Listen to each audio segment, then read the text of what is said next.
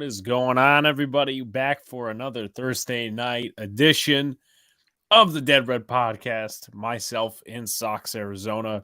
Once again, I'll say it. Congrats to Sox for the Big Beat Reactions channel going to 1K. We're still trying to make our way to the 900 mark. We gained a couple of subs over the last few days, so I'm happy about that.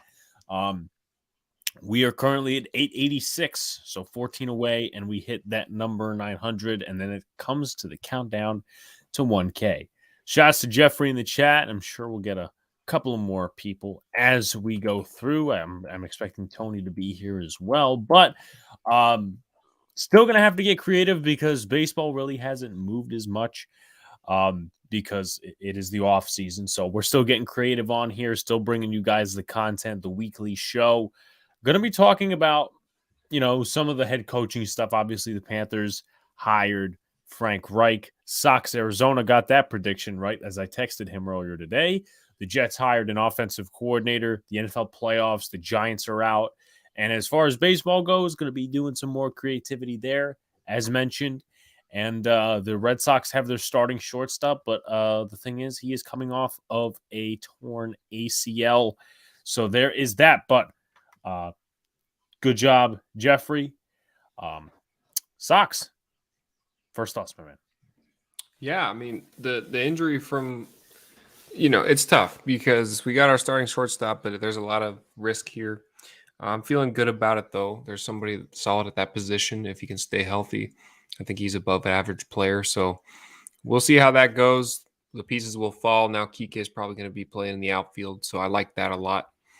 We'll see how things are. I'm still hurting over the Giants' loss, as everybody is, but happy that season happened and just ready to move on, hopefully to a bright spring training. You know what I mean? Yeah, definitely. So shouts to the people in the chat. Like, comment, subscribe to all the good stuff.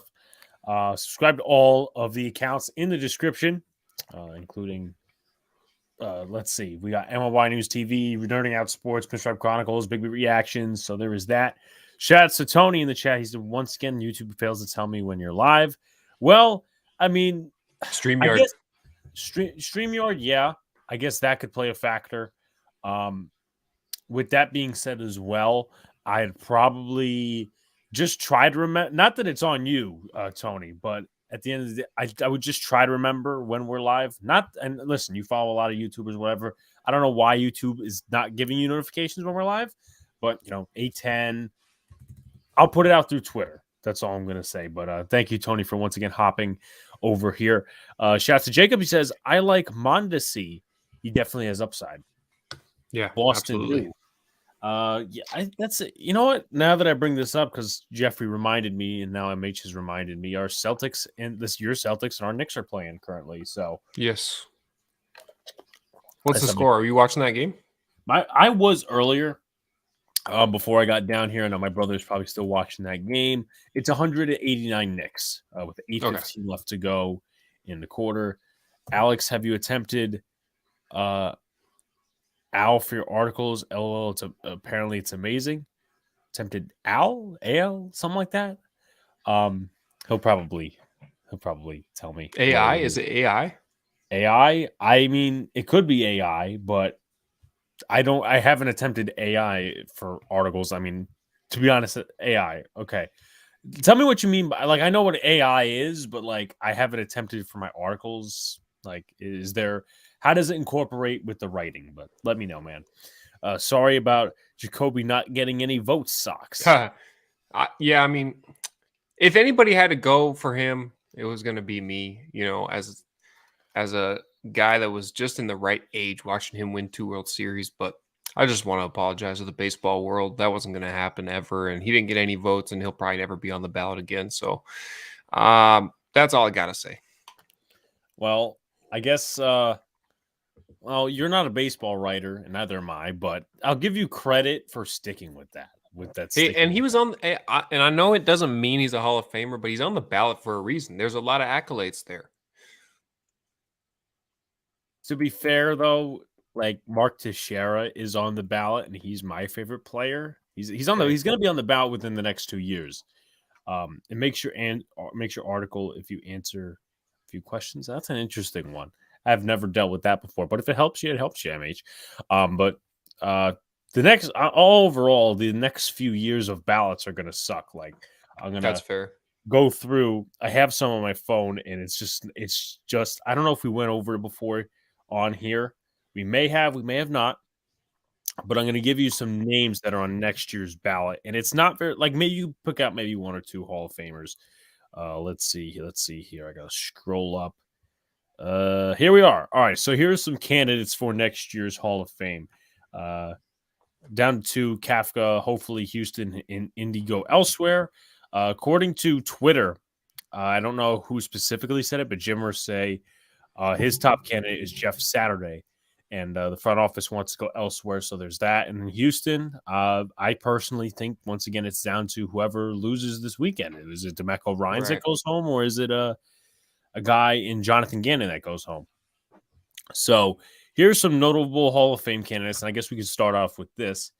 Guys, filter the chat with your questions, comments, all these sort of things. Yes, that is something we'll be discussing in the second half of our show. Frank Reich is the new head coach of the Carolina Panthers. So let's go into it. Because I know Tony texted me. He said, yeah, are you guys going to do reactions to the Hall of Fame? I definitely will, but I'm just going to go over, since I thought of it about for next year. Adrian Beltre, former Sox. You still got me? Audio? What are your thoughts? Hall of Famer or not? I think he to be honest, I'm looking at this list before you are, and this is a pretty shit list. I think he's one of the closer ones to make it. Like, I'm gonna look up his accolades right now, and he was. I mean, I remember mostly him from his days with the Rangers, who wouldn't. With the Rangers, but, you have the Mariners, you have the Red Sox on 1 year. I mean, his number 29 is retired. He's Gold Glover a few times, 4-time All-Star. So if he's not, I think he's in the Hall of Fame, but if not, should be borderline. So he comes close for this list. The next one is Joe Mauer.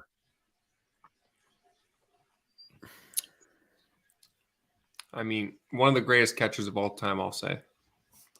Yeah, I mean, 6-time All-Star, AL MVP once, which I didn't even know. Silver Slugger, batting champ 3 times.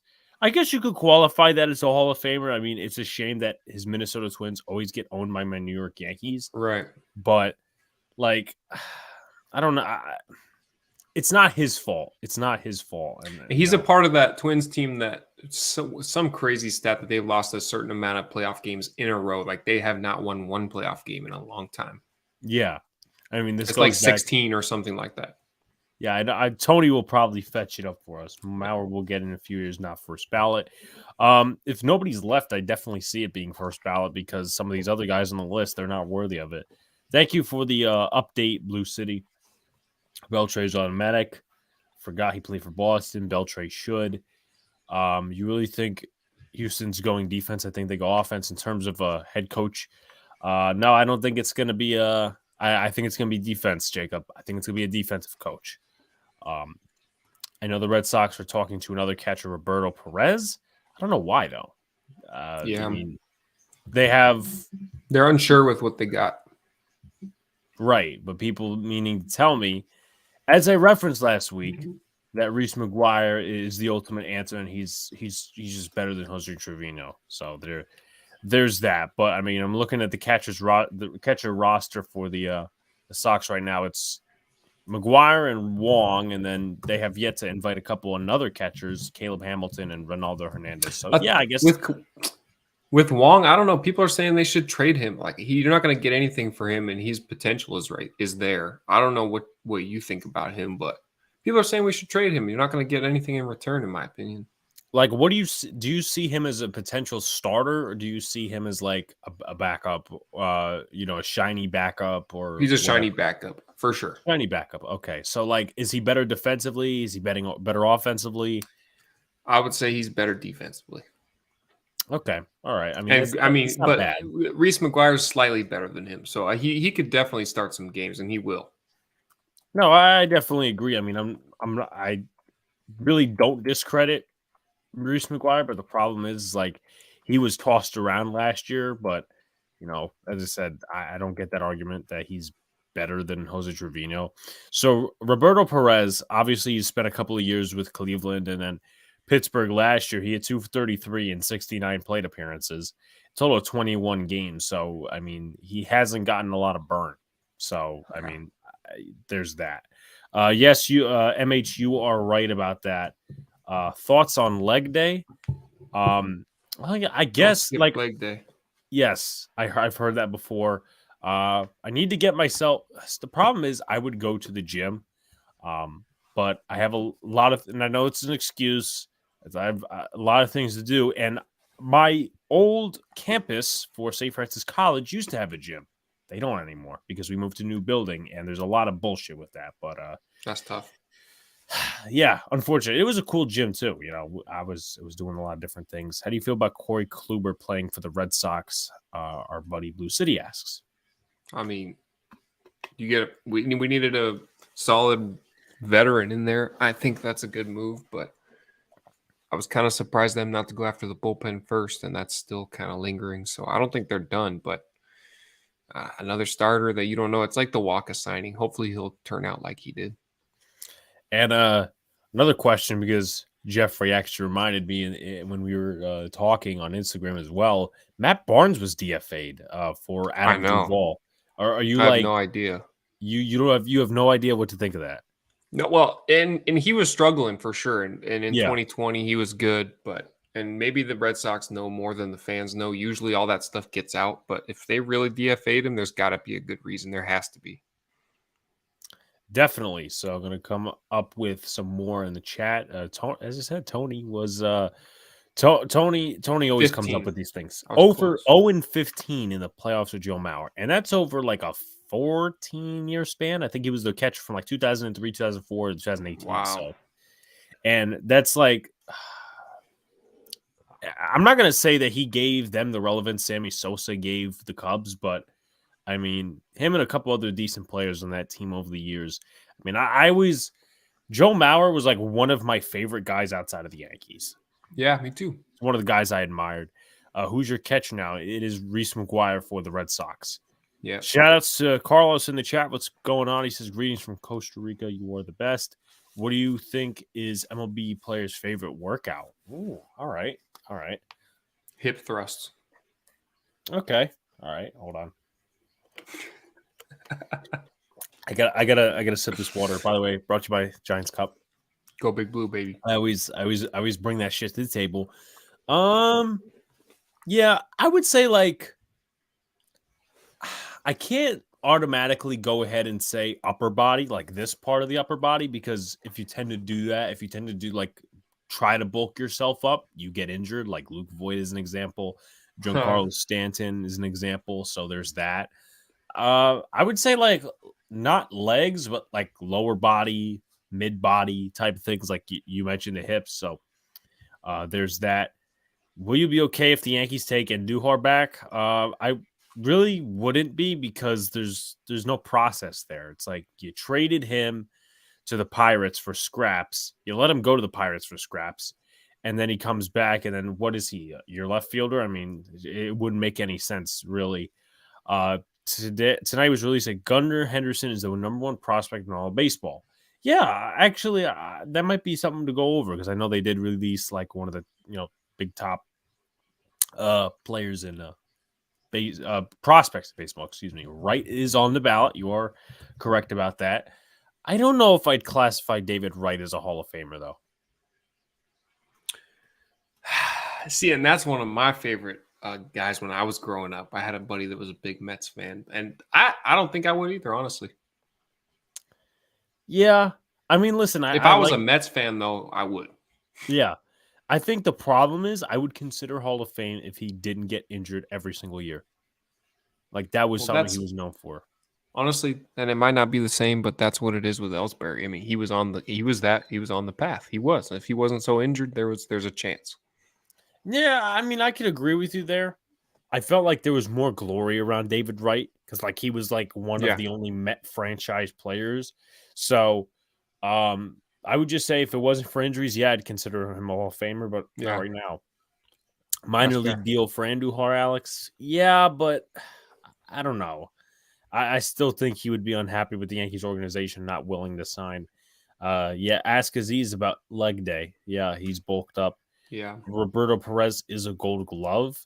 Let's take a look at that. I mean, like, it doesn't make any sense to bring him in if you think Connor Wong is a good defensive catcher. Two-time Gold Glove Award winner, so 2019, 2020 with the Cleveland Indians Okay. / Guardians / whatever the fuck you want to call them. So, yeah, I mean, I know you said Said that a the lot I of word. different cats are saying trade Connor Wong, even though they won't get anything back for him. College politics, Aziz needs to wear armor when he plays. I mean, he needs to he's kind of made of glass at this point. The Nationals won the World Series without Bryce Harper, and Bryce Harper lost the World Series with Philly. That's a good point, Blue City, I guess. And listen, he's had, I think last year was a pretty good year for him. I think he had some really good numbers. I don't remember them off the top of my head. Like, he had one of his best statistical seasons in Philly, and everyone was waiting, for him to break out. But that is a good point that, they lose the World Series. So is he that? I think the question is he that OBJ-like player where you can't necessarily win with him because he's always putting up the stats, and not that it's his fault. It's just one of those things that sticks on. I mean, what are your thoughts on that, Sox? I think that's fair. Yeah, I mean, and this is Bryce, right? This is what we're Bryce Harper, yeah. The funniest thing with Bryce is that I saw when he won the home run derby, like that was the biggest thing that the Nationals fans had to celebrate about. I think that's a fair statement for sure. Yeah. So I have to go to this one first. No, because they already eliminated Sirianni from the conversation. They already said that he's not a candidate. At least I think so. It's down to Dable, it's down to Peterson, and I think it's down to somebody else. I don't think Sirianni. It's got to be Dable. If you make a case for, like, listen, Doug Peterson, obviously he's done things to turn around that squad in Jacksonville, but I mean, nobody's done what. Yeah, Shanahan. So, but Shanahan, I mean, he's had a stacked defense there for years, and I guess you would kind of give him the gift because, well, he, guess. Every single year a quarterback at least is doing well there because of his system. But at the same time, that's every year, But yeah, Dable, Peterson, and Shanahan. I'm also hearing rumors if the Giants will sign Barkley, then the Cowboys will. If that happens, and someone take my life away. I don't think Barkley's going to go to the Cowboys unless he would never. Unless he has some like deep regret or deep, I would say, vengeance against the Giants. I don't see that happening. He would never. That happening. A lot of people are saying Miami or Buffalo, but we'll see. We'll cross that bridge when we get to it. I know, obviously, Joe Shane kind of sounded off on all that sort of stuff. I don't know, actually. That's a good question. I've been debating with myself. By the way, for our folks in the chat, I've already done my draft research, or at least I have already started it. I've started on linebackers. I started on 1 or 2 linemen. So, prospect of the week is going to officially start the Monday after the Super Bowl. Monday after the Super Bowl, we're on Boys in the Big Apple. That's going to become a thing. 1 offensive player, 1 defensive player, prospect of the week, NFL draft, something to look forward to. So, and you guys will be able to have input as well once every 2 weeks. And we have a couple, as I said, we have a couple other things cooking. I've yet to tell John, Angry John, but I'm in contact with the Rangers guys, so we're looking to get some hockey content on the channel, at least on Boys in the Big Apple to start. So there is that. But as far as Julian Love goes, I mean, I'm nonplussed by it because, like, if he resigns, great. He had his best year of his career. If he doesn't resign, he's a replaceable player. I saw people saying that he outplayed his chances of staying on the Giants. Like, the Giants aren't going to re-sign him because his contract is going to be too high now, and he wants to stay with us. But who knows? Maybe if they really want to sign him, they will. That's for sure. Well, to be fair, up until the Eagles game, he gave himself a legitimate chance of being re-signed because I thought nothing of it before this year. I'm like, he's a role player. Like, what do you want? And this is a guy. I'm a guy. Loved him coming out of Dame, and I love when he was drafted. Whatever. But I mean, he's a role player. He's a role playing safety. You could get that. That's a replaceable position. He really pissed me off for that Eagles game, though, which you Yeah. can kind of make the case. That was kind of a bad send off. The Knicks are doing good tonight. Yes, they are so far. I got to check on the score again. 110 to 108 within the final 2 minutes. So that's pretty interesting. I know, obviously, I'll be checking in on the score. But tomorrow night, 6 p.m., I think the time is going to be Friday Night Knicks pod with Luca and Donald. So you can get your basketball news, your Knicks news there. But I know Luca's going to be somewhat upset, somewhat happy, because he doesn't think what the Knicks are doing is sustainable. But obviously, I'll leave that for them for tomorrow. I'm telling you right now, if he walks, he's going to Buffalo. Yeah, I definitely could see that. What do you guys think about the Patriots hiring Bill O'Brien? I thought that was a better name than some of the guys they had in the building. Nick Caley, I mean, the tight ends coach, in-house hire, not great.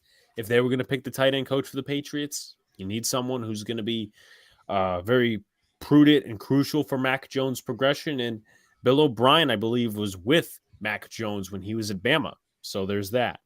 I was talking to Tana earlier, and me and him both agree we should get minimum 2 receivers this offseason. Thoughts? I definitely agree. Minimum 2. I think definitely within the draft. If you can have money to go out in free agency, get a 2 or a 3, that's fine by me. But I think it's going to be assessed throughout the draft, because if you asked me, I'd rather pick a linebacker, starting linebacker in free agency compared to the draft. Actually, no, not compared to the draft, but like compared to a wide receiver too. There's no wide receiver one out there. I'm not going to sit there and trade for, what are your thoughts on trading for a wide receiver? Let's start with that. I mean, I wanted to go after a wide receiver either in free agency or trade for him. I don't want to draft a wide receiver. And I was more on the side of drafting a middle linebacker and maybe an offensive lineman. But the way you're looking at it is very interesting. I think there's no wide receiver ones is a good point, but maybe trading somebody. We got to decide what we do with Galladay too. I mean, what do you think we do with him? I think we cut him post June 1st, and there's a lot of people saying, "Oh, that's not good." No, it's not good, but it's not bad at the same time, because you could literally put yourself down in the cap a couple of $1 million and then cut him and then have some money. Like, you don't need to sign rookie contracts until before training camp, or in general that area. So maybe like late May, beginning of July. So you have a window, and that's why I think where the Galladay cut makes sense. But if the Giants, I guess, want to do Galladay right, they probably want to let him go in free agency in March to give him to a good team. But then again, I mean, I don't know what his market is looking like. But I do want to present this because I did see this today. Shouts to Diggy, Giants content creator. Recent wide receiver trades. A.J. Brown costed a first and a third. Marquise Brown and a third for a first-round pick. Chase Claypool, second rounder, and Tyreek Hill, a first, a second, 2 fourths, and a sixth. So imagine that, with DeAndre Hopkins being one out there, Jerry Jeudy, maybe Devontae Adams. But as I said, personally, I've talked to people, T. Higgins as well from the Bengals. I've talked to people. I wouldn't be mad, but it just has to work out in the long term, because I've been dried up from these veteran receivers that have become past their prime on the Giants. Galladay is one, Brandon Marshall's another. So, I mean, that's just my thoughts on the whole. Brandon Marshall was not good for us. I was not a fan of that. Also, Celtics are going to overtime with the Knicks. Jason Tatum is such a baller. I swear to God. Oh my God. And my brother's probably screaming upstairs. So I'm lucky I don't hear it.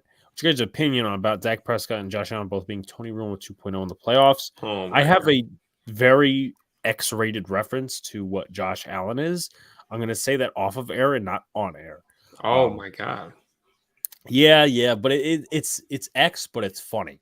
It's funny. Okay. I promise you'll laugh your ass off. But no, I mean, I guess it's a running thing. I think it's the way they situate their offense in Buffalo, but I don't know. Yeah. I mean, Dak, that's such a Dak and a Cowboys way to end it, because we were live. we were live for the call-in show on Sunday when it happened, and I just had the game on. I'm like, what the hell are they doing? They have Zeke. He gets Oh pushed my back, God. thrown to the ground, and then you know Look, what, Cowboy fans, please extend Mike McCarthy. yeah, please do. And please extend Dak whenever that time comes.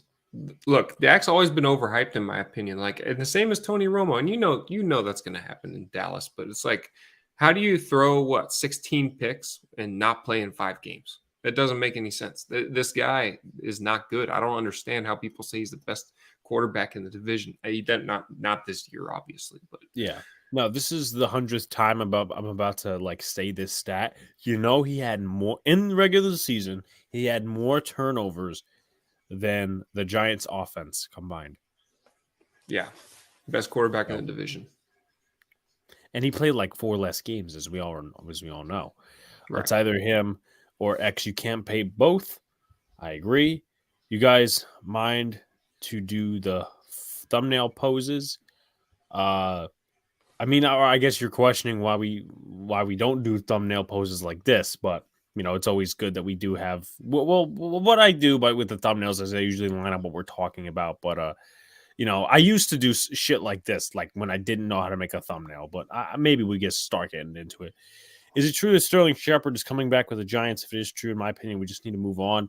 Either the most veteran minimum contract ever, or no, is my Yeah, I opinion. Or a agree. coach. I even said it last year. People kind of argued with me and said, no, it's a bargain that he's coming back and all this. I'm like, he's going to get injured again. Not that I wanted to be right, but I mean, he's never on the field. So either coach or something like that. Shouts to Jets was mess in the building. Jets, what do you think of the Nathaniel Hackett hire? I want to hear your thoughts on that. What's your guys' opinion on the Tennessee Titans and the Cardinals' new GM? I think I wanted, or at least he was one of the guys I wanted for the Giants last year. His name is Monty Ossenfort. Though I kind of didn't like that he has a Patriots connection. You know, one of the first things he said in his press conference, not that you should go off of, you know, press conferences to make off your first remarks and whatever, is he said that egos will not be tolerated in this building. And I like that because, you know, you had Cliff Kingsbury kind of had an ego, you know, different guys, Kyler Murray. So, you know, there is that. Guys, do you think Buffalo's missing out on not naming their football team the Wild Wings? You know what? They might have better success. They might have better success. Yeah. Edmonds or Milano is my dream. Milano is currently signed to a contract. Edmonds is the one I was talking about. He you know, he's a jack of all. He's what we need in free agency. And as I said, I've been looking at different linebackers. Particularly 3 guys to start. As I said, I just started conducting my draft research yesterday. I've looked up about 1 lineman, 2 linebackers, 3 linebackers, and that's been about it so far. But you know, you guys can also offer prospects you want to for me to research as well. I mean, we'll be going through that and all that stuff. I did not see it, but shout out to Tana for getting on Carl Banks. Obviously, that's not an easy get. I know Carl Banks can be like iffy with Giant fans, but shout out to Tana on that. Now I'm really starting to get into the NHL draft, and I think the MLB draft, they both look pretty good. The thing with the NHL draft is, I think the thing with all drafts outside of the MLB is their direct impact. MLB is not. Tana also made a good point. Talking about it was Philly 2 years ago to get their wide receiver one. So as Giant fans, we have to be patient and trust Shane to make a deal. I definitely agree with you. But I think we don't like they had Devonta Smith before AJ Brown. That's my thing. Yeah. And I know AJ Brown's kind of like a finisher, top of, you know, the Sunday, he's a cherry type of guy. But we don't even have a Devonta Smith. We don't. Like Isaiah Hodgins is good. But you want to keep that talent, though, in my opinion. You do. But you don't have, like, if you want to make a trade after the draft, maybe, or before the draft and then double dip, I have no issues with that, but it has to work out in the end. So there's that. Jessica Smith saying aloha. If I was the Giants GM, I would trade for DK Metcalf in the draft and draft a wide receiver as well in the first round 2023. I don't think DK is going anywhere. because Seattle seems to like Geno Smith. So, if you were to tell me that it was Drew Lock, the quarterback, and maybe they had a bad season, I'd agree with you. But to be honest with you, I don't see much room for training DK Metcalf there. Can't believe that Kellen Moore almost got the Carolina job. I mean, I was kind of rooting for that, if you will. But then again, Kellen Moore can have his stupid tendencies on offense, kind of like Byron Leftwich might. So there is that. They had the best offense 2 years in a row. I think we got the guy who no, you're absolutely dead on, Jets. You did get the guy who killed the Broncos. You got the guy who killed Russell Wilson. You got the guy who, after 2017 with Leonard Fournette, absolutely had his offense just dug into the ground. So, I mean, we'll talk more about that. Looking forward to your assessment on the Maryland offensive lineman. I'm actually going to pull up the Senior Bowl roster, and Tony, you can tell me if the name is correct. Because I think he's going to the Senior Bowl. Jalen Duncan, is that his name? Please let me know in chat. Because that's my next guy. I'm like, I know Tony wants me to check out this O lineman from his college, being Maryland. So I'm gonna let him know and all that stuff. I really want Quentin Johnson or Addison first, second round. I agree. A lot of people like Quentin Johnson more. Zay Flowers out of Boston College is also one as well. Do you think Josh Allen will ever get over the hump in the playoffs? I think he will eventually. I don't think that. Yes, that's him. First. Okay. I think he meant first. Yeah. All right. So, guys, keep putting your questions in the chat, comments, all that sort of stuff. So, I know we were talking. Last time we did a section called, what was it? Our favorite players from opposite teams. Sox put up his favorite Yankee players. I put up my favorite Red Sox players. This one's going to be a little easier this time around, and it kind of reflects Tony's name in chat. Irrelevant fan. Now, it's not talking about irrelevant fans of the Red Sox. It's actually talking about irrelevant fans of our team. Not irrelevant fans of our team. Irrelevant players on our team. So, kind of give it away. Jacoby Ellsbury would be a center fielder, and he'd be irrelevant for the Yankees because he did not work out. I watched Flowers live versus UConn. Wow. All right. He is legit. I'll definitely do some work on him. Shouts to Brandon. What's going on? I am good. How about you, my man? So just to recap, guys, like, comment, subscribe to all the good stuff. Turn on post notifications so you know when live stream after drops. Subscribe to Sox, subscribe to myself, Big Beat Reactions, all the channels in the description, and get those likes up as well. We are 14 subs on Big Blue in the Bronx away from the number 900. So it's going to be irrelevant players time. And we're going to do it like we did last time. I was thinking, a roster, but I'm like, you know what? That's a little too much. We'll just do position by position. Let me get it started up real quick, and then I'm going to go right into it. Let's see. Get this one right here. Okay. We're doing all-time players, right? All-time players. Hicks is the ultimate irrelevant player. There's a lot of them. Hicks could be on that list as well. We are getting close to the MLB season. And while there isn't much news, we do get creative on here, and I appreciate all of the chat, vibing with us. So, all-time players, like the most irrelevant players you could think of at some of these different positions. So, Sox, I'm going to start with you. You don't have to go in positional order. Catcher, first baseman, second baseman, third baseman, shortstop, left field, right field, center field, one starting pitcher, relief pitcher, and then closer. It's actually kind of tough. Really? I'm pulling it up right now. Knicks are up by 1 point in overtime. Sounds like a tight game. But I guess if we're doing moral victories, the Knicks are battling with the best team in the Eastern Conference. At least I believe that's what the Celtics are. Alex, any legit Notre Dame play? Jarrett Patterson, actually. Two players. Jarrett Patterson, he's a center. He's also a left guard. He played left guard this year, played center years prior. He was supposed to come out last year, but he decided to go for his senior year. So I have to look at the tape on him. Obviously, I watched him this year, but I want to dive down in the tape, see what he's got. And the other guy is Isaiah Foskey. He actually broke Justin Tuck's sack record at Notre Dame. So he is probably projected to go within the first 2-ish rounds of the draft. I mean, I don't think we'll get an edge within that area, so I'm not going to particularly put him on the top of my list of studying, but 2 names to know, Isaiah Foskey and Jarrett Patterson, defensive end and left guard and center too. Brandon says Rockets are down big time. You're a Rockets fan. I kind of feel bad for you, my friend.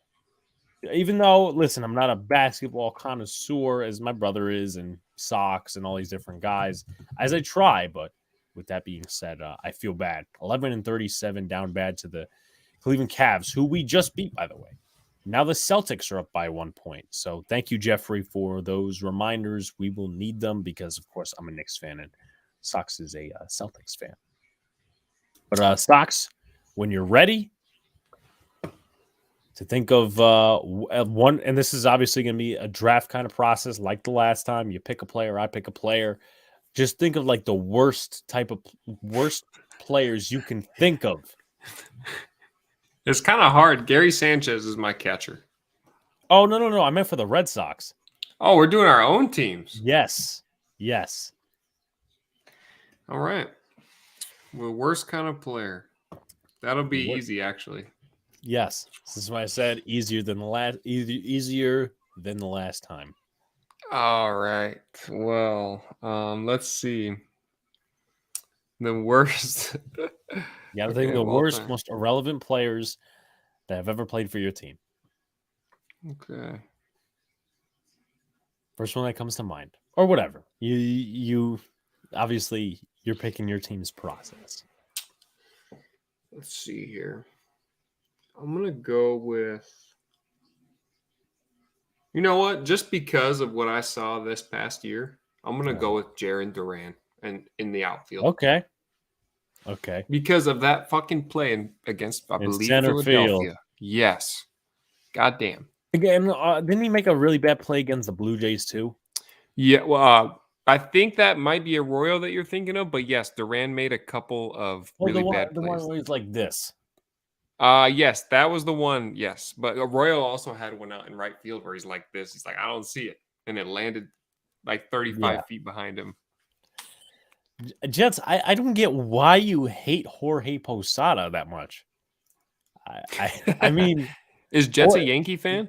Jets is a Yankees fan. Let's ask this question, Jets. Is he worse than Aaron Hicks on your list? Let's start with that. Is he worse than Aaron Hicks on your list? You know, maybe Jets is being ironic. Maybe he has a Jorge Posada jersey and we don't even know about it. I'm just throwing the possibility out there. Astros, yeah, they did get a new general manager today. I believe his name is Dana Brown. He was an executive for a few years, so there is that. Guys, keep tossing your comments and all that stuff in the chat. The worst defensive player I've ever seen in my life. I mean, Aaron Hicks is by far worse in defense. Gleyber Torres at shortstop was pretty bad. I mean, you sure you wouldn't put them over Jorge Posada? Yeah. I'm just going to throw that out there. But I'm going to be frank. And I'm going to stick to the catching position. Like our friend Jetson's message referring to in the chat. Now, I actually liked Jorge Posada, unlike our friend Jetson's message. But in the same kind of, I would say, stretch, like the 2010s, I'm going to stick to a catcher who was the starting catcher for the Yankees in 2013. The better Yankees pitchers didn't want to throw to Posada. I got to ask people about that because I really didn't hear that before. Not that I'm saying you're lying, but I just never heard that. I mean, I know pitchers didn't want to throw to Gary Sanchez. Is he filing a lawsuit? Because if he is, I mean, I'll definitely take a look. But that would be quite interesting. I guess him not getting hired.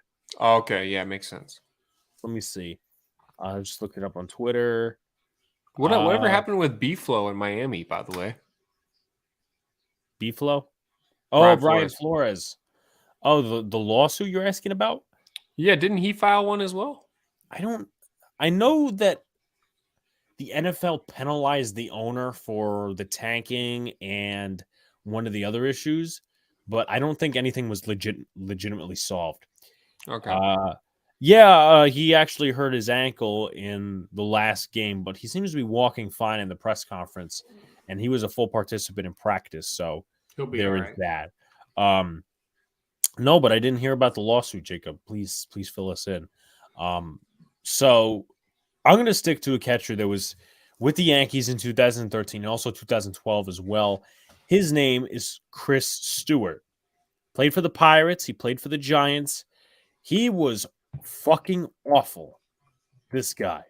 Let's pull up his stats. And this was one of Brian Cashman's greater things. Like, and it's not like the Yankees, at least from what I saw, had a better plan of catcher. Like they had Francisco Cervelli, who I believe was on the IL or DL at the time. Austin Romine, who was coming off of a season where he was completely DL. So they had absolutely no plan there. But Chris Stewart with the Yankees in 2013, 211, 4 home runs, 25 RBIs.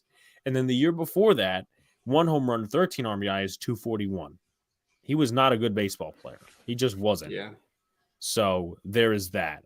Played with Pittsburgh, played with San Diego. He actually played with the Yankees before 2012 and 13. It was 2008, but he only had 3 plate appearances, 3 at bats. I literally saw Luca's comment as,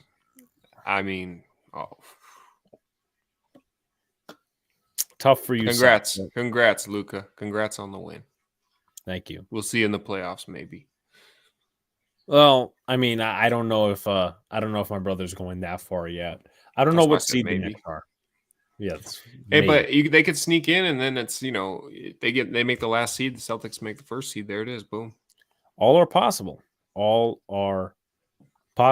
But yes, new guys hit the subscribe button. As I said, we're 14 away, still working our way up. So there is that. But Chris Stewart was absolutely fucking horrible. He is my nominee for my first player going on the board. Chris Stewart, catcher. Sox, you're on the clock. My next player, and we'll see if Big Blue can guess who it is. It will go down as one of the greatest Braves of all time.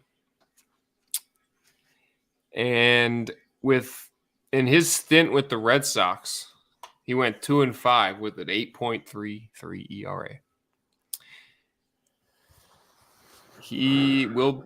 I think he's in Cooperstown. And John Smoltz. There he is. John Smoltz with the Red Sox. Absolutely stunk, but he was bad with the Red Sox. 2-5 with an 8.33 ERA. And most Boston fans just forget about that stint. So he's my nominee. Did you hear Corey I got traded again? Let us know what you mean by that.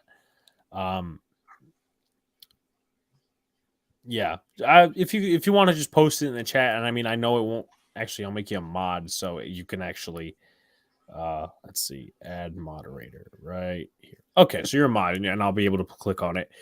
All right, so John Smoltz for Sox. How many years? I know he was in I would say late 2000s with the Sox. What year was that specifically? 2007, 2008, 2009? I believe it was in that range, yes. Because he pitched for 20 plus years, didn't he?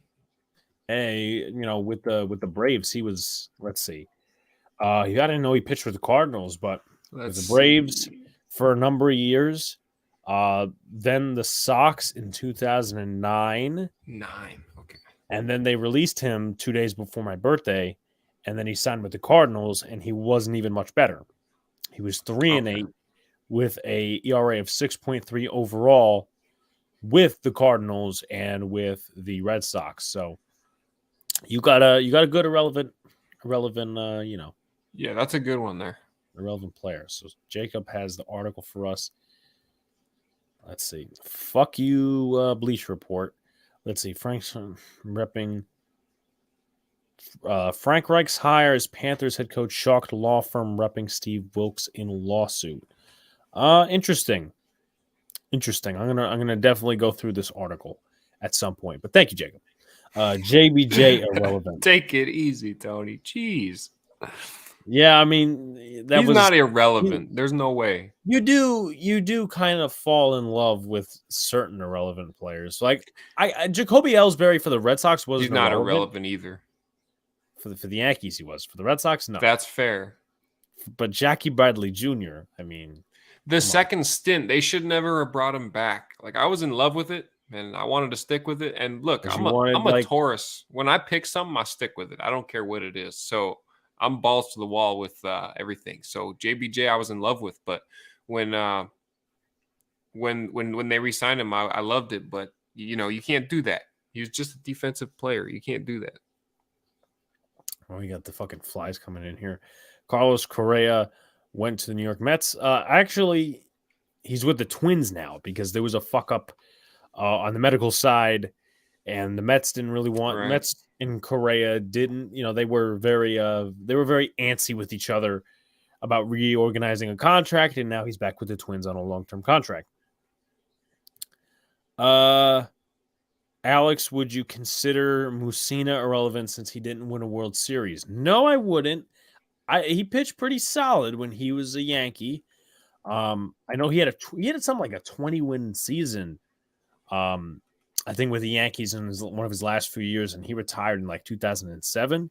Yeah, I'll drop your channel, Jeffrey. Let's put this in the chat real quick, and then I am up to draft. Right. So, who am I going to pick is my next irrelevant? I'm not going to go Jacoby Ellsbury just yet. I'm going to go.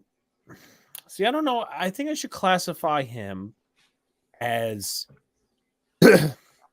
either a third baseman or a shortstop. And he was piss awful for the Yankees. He really was. I think I'm going to go. Mussina was a great pitcher in the steroid era. Yeah, I could see that. Randy Johnson as a Yankee was bad. I think I told a story a few months ago about something Gary Sheffield Jr. told me about Randy Johnson and him in the locker room. It was actually a pretty funny story.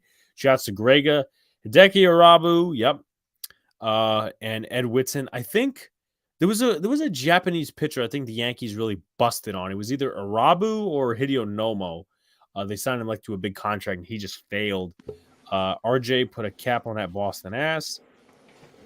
Good call. I remember the Randy Johnson story. That's hilarious. Shout-outs to Hey Is. What's going on, man? Lord of the Flies starring AGP. I hated that book. The movies sucked, but I'm living. I liked the book. I hated the movie, but I liked the book. I don't know. I'm trying to remember if I have. I think I read the book and then watched the movie. I was forced to in school. Yeah, we were all forced to in school. I mean, the American curriculum is a very interesting one because I'm pretty sure me and you have probably read and watched some similar movies due to school, like Lord of the Flies. What about Romeo and Juliet? Yes, of course. Yep. I mean, I never got to read Of Mice and Men. Did you? No, I had to read The Hobbit. Never had to read The Hobbit. Let's see. I had to read Hatchet. Hatchet was I thought it was actually in my time in 6th grade. I actually thought it was a pretty good book. Of the ones we read it in 4th grade, and it was right before lunch, and we all hated it because they used to go really descriptive about the food. You remember that? I think so. Sure, you could ask a question. Hey, is. But yeah, I think so. I remember watching Hatchet the movie, but I didn't know that was a thing. I thought the book. I don't think I like. So here's my philosophy, Sox, and this is the great thing about the Dead Red podcast and all the podcasts we have is because sometimes we could go off into tangents and actually relate with the chat and do certain things, and we won't mind going off tangent unlike some other people. But anyway, I'm a person that likes the movie. Like, there's a lot of different people that like the book better than the movie. I'm the opposite. Like, I never understood that. I fucking hate personally me, I fucking hate reading. Like, I'm not a reader. That's very bad for my major and all that sort of stuff. But it's got to be situational though, right? Yeah, as I said, Hatchet was one of those ones where I liked the book. I don't remember. I don't think I liked the movie. Um, there's a couple other books. Let us know in the comments. I know Jacob said he had to read Let me Mice and just Men. say this memory I have about the book Hatchet. In fact, we hated it so much, and I didn't even think we hated it that much, but we all acted like we did. So we're like, oh, we got to read Hatchet again. And nowadays, you could sit and read through that in probably a couple days, but we had to read it by chapter every day. And it was a joke in my family because I'd have to bring it home and read it for homework. To this day, my aunt and I, some people say aunt, some people say auntie, my aunt and I, will she'll come visit me and I'll sneak it in her bag and she'll send it home with her. And the next time I go visit her, boom, I open my book. There's the book Hatchet. It's an ongoing thing. I just had to throw that out there. It's hilarious. Yeah, so I'm just going to reflect on this real quick. It's Jeremy Giambi. I don't want anyone to get the misconception. Jeremy Giambi, not Jason Giambi. Yeah. Jeremy Giambi was the one. I think he had suicide last year. I want to say he was also not that I want to make fun of it or anything, but I'm pretty sure he was also known for the Jeter play, because I'm pretty sure he was the one that was out on that Jeter play. Oh, okay. Top 3 relevant Yankees: Shane Spencer. Shane Spencer wasn't that irrelevant. I don't think Catfish Hunter was also that irrelevant, but Kevin Brown was not great, and neither was Randy Johnson. FYI, Jordan Hawkins of UConn went off for 28 last night. He's starting to look like a Ray Allen projected first rounder. He just needs to put on a little bit of muscle. Definitely, if you're tuning in tomorrow for the Friday Night Next pod, Jacob, and I'll mark it down, but definitely save that for them, because they'll definitely take note of it, and they'll actually probably conduct some film when we get closer to NBA draft time. How about the Outsiders? So yeah, we did watch the book, we watched the movie, and I guess kind of in the situational aspect. Now, my boss Pete from NYY News, he loves the Outsiders. Couldn't stand the Outsiders. I just thought the whole concept was Never stupid. seen it. There were these two social groups in the, it was like 80s style, Patrick Swayze was in the movie, Ralph Macchio. But like as far as the book goes, I think it was set in the 60s because Paul Newman was, mentioned. But there were these two groups, the Socs and the Greasers. And I have to think now, obviously I didn't know it at the time. I have to think Greasers means like greaseballs, like Italians. And I don't know who the Socs are, but I just thought the concept was stupid. To answer your question, Hayes, yes, he does belong in the Hall of Fame. I'm of that, Sure. Yeah. Y'all hear? Yep. I think he could be a good manager. I think Shelley Duncan could be a good manager for the Yankees Scranton squad. As I said, I've been to Scranton for a few times. Ask the room who had thought was a former Red Sox held on for too long, should have retired earlier. Sorry, who had thought was a former Red Sox who held on for too long, should have retired earlier? Maybe it's some type of riddle. Maybe who should have retired earlier for the Red Sox? Maybe he's referencing something we already referenced. Can't be David Ortiz. Some people said it was, by the way. Go ahead. Shout outs to Angry John. As I told the chat, Angry John, I have a potential Rangers guy looming, so we'll definitely be able to get some content looming soon. There's an old buddy of mine from a blog I had, worked with 2 years ago. But I would say disappointing, but not surprising on the Hall of Fame aspect, because I know Scott Rowland was the only one that got in. Manny Ramirez didn't get in. I think I tweeted there was a whole, I would say it wasn't a poll, but it was like how much they got in voting percentage. I'm going to try to find that. But what are your thoughts if you've heard anything about the Hall of Fame this past week? Yeah, I didn't hear much, but I'll say I was a little surprised to see Manny didn't make it. For some reason, I'll just say it. I feel like his personality might have something to do with it. Just the swag. I feel like they hate that kind of stuff. But yeah, I congrats to those that made it. I think that's awesome. Yeah, it was Jeremy Giambi. How did Luka take the Jets news as the new OC? So I'll tell you a little story, Hayes. So I was up this morning. I woke up at 10, but then I went back to sleep, woke up around 12. And with that being said, as I like to say, I looked up on my phone and I pulled out my laptop and I see the news. So I hear Luca on the bunk. He's like rolling around. He's not truly asleep.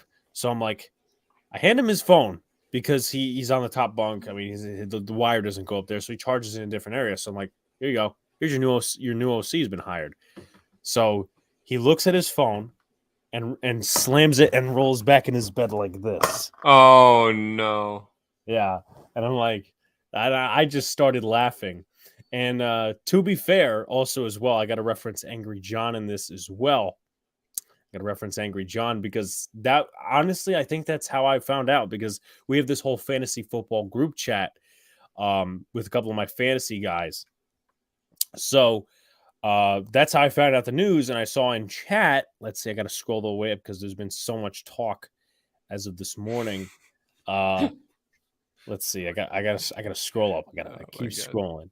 So I see the tweet posted in chat by John. He goes, fuck that. The rain is coming every fucking time this dumb organization gets nothing right. And he says, if they don't get him, if they don't fucking get Rodgers after Hackett, I'm destroying MetLife Stadium because they don't deserve a home after this embarrassment. So you can't do that to the Giants, though. Go destroy the Jets facility or something. Well, MetLife Stadium is not like it's anything appeasing to look at, so he might be doing us a favor.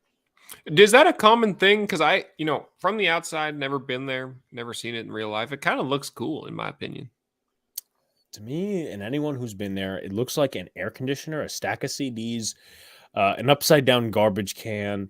Let's see, what else are we going off? A glorified toaster. So yeah, So you might not love the Cardinal Stadium in Arizona then, because it looks like it kind of looks similar in my opinion. Not like stacked CDs, but almost like a big pillow. A big pillow. I swear, it looks like a big pillow. I have never seen it from the outside. Obviously, the inside, obviously with the Giants playing there, it's called Met Death, or someone referenced it as Meth is Life Stadium. Meth Life Stadium. That's hilarious. So there is that. Got to short that shit for the channel LMFAO. To be fully transparent, best two baseball stadiums I've been to is Yankee Stadium and Fenway Park. If we have time, we're definitely going to get into our favorite baseball stadiums and maybe rank them. They just don't even deserve to play football. Personally, make sure myself. It's a snake in Arizona. Will Fenway ever be replaced? That wall gotta go. No, it's saying it's like Wrigley. Not. It's gonna stay for as long as they can hold it up. Don't hate on the wall. Super Bowl is in Arizona. I was gonna go. Do you know how devastated I was when the Giants lost to Philly? I knew it was gonna happen. I'll be honest with you, even though I picked them. But hey, I was excited to go to Fan Fest. I got family in the area. I was gonna buy a ticket to that game, and I wasn't financially stable to do that, so I'm kind of happy actually.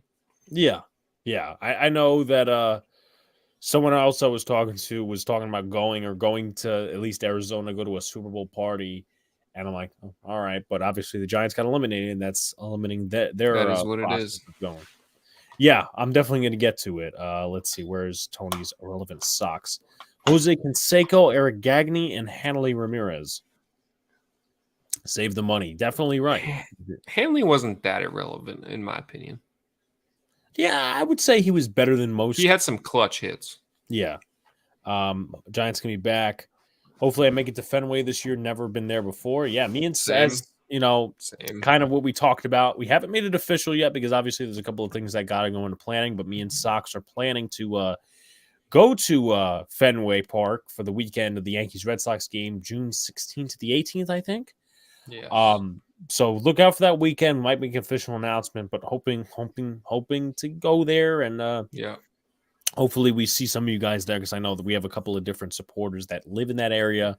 I have a friend or two that lives in that area.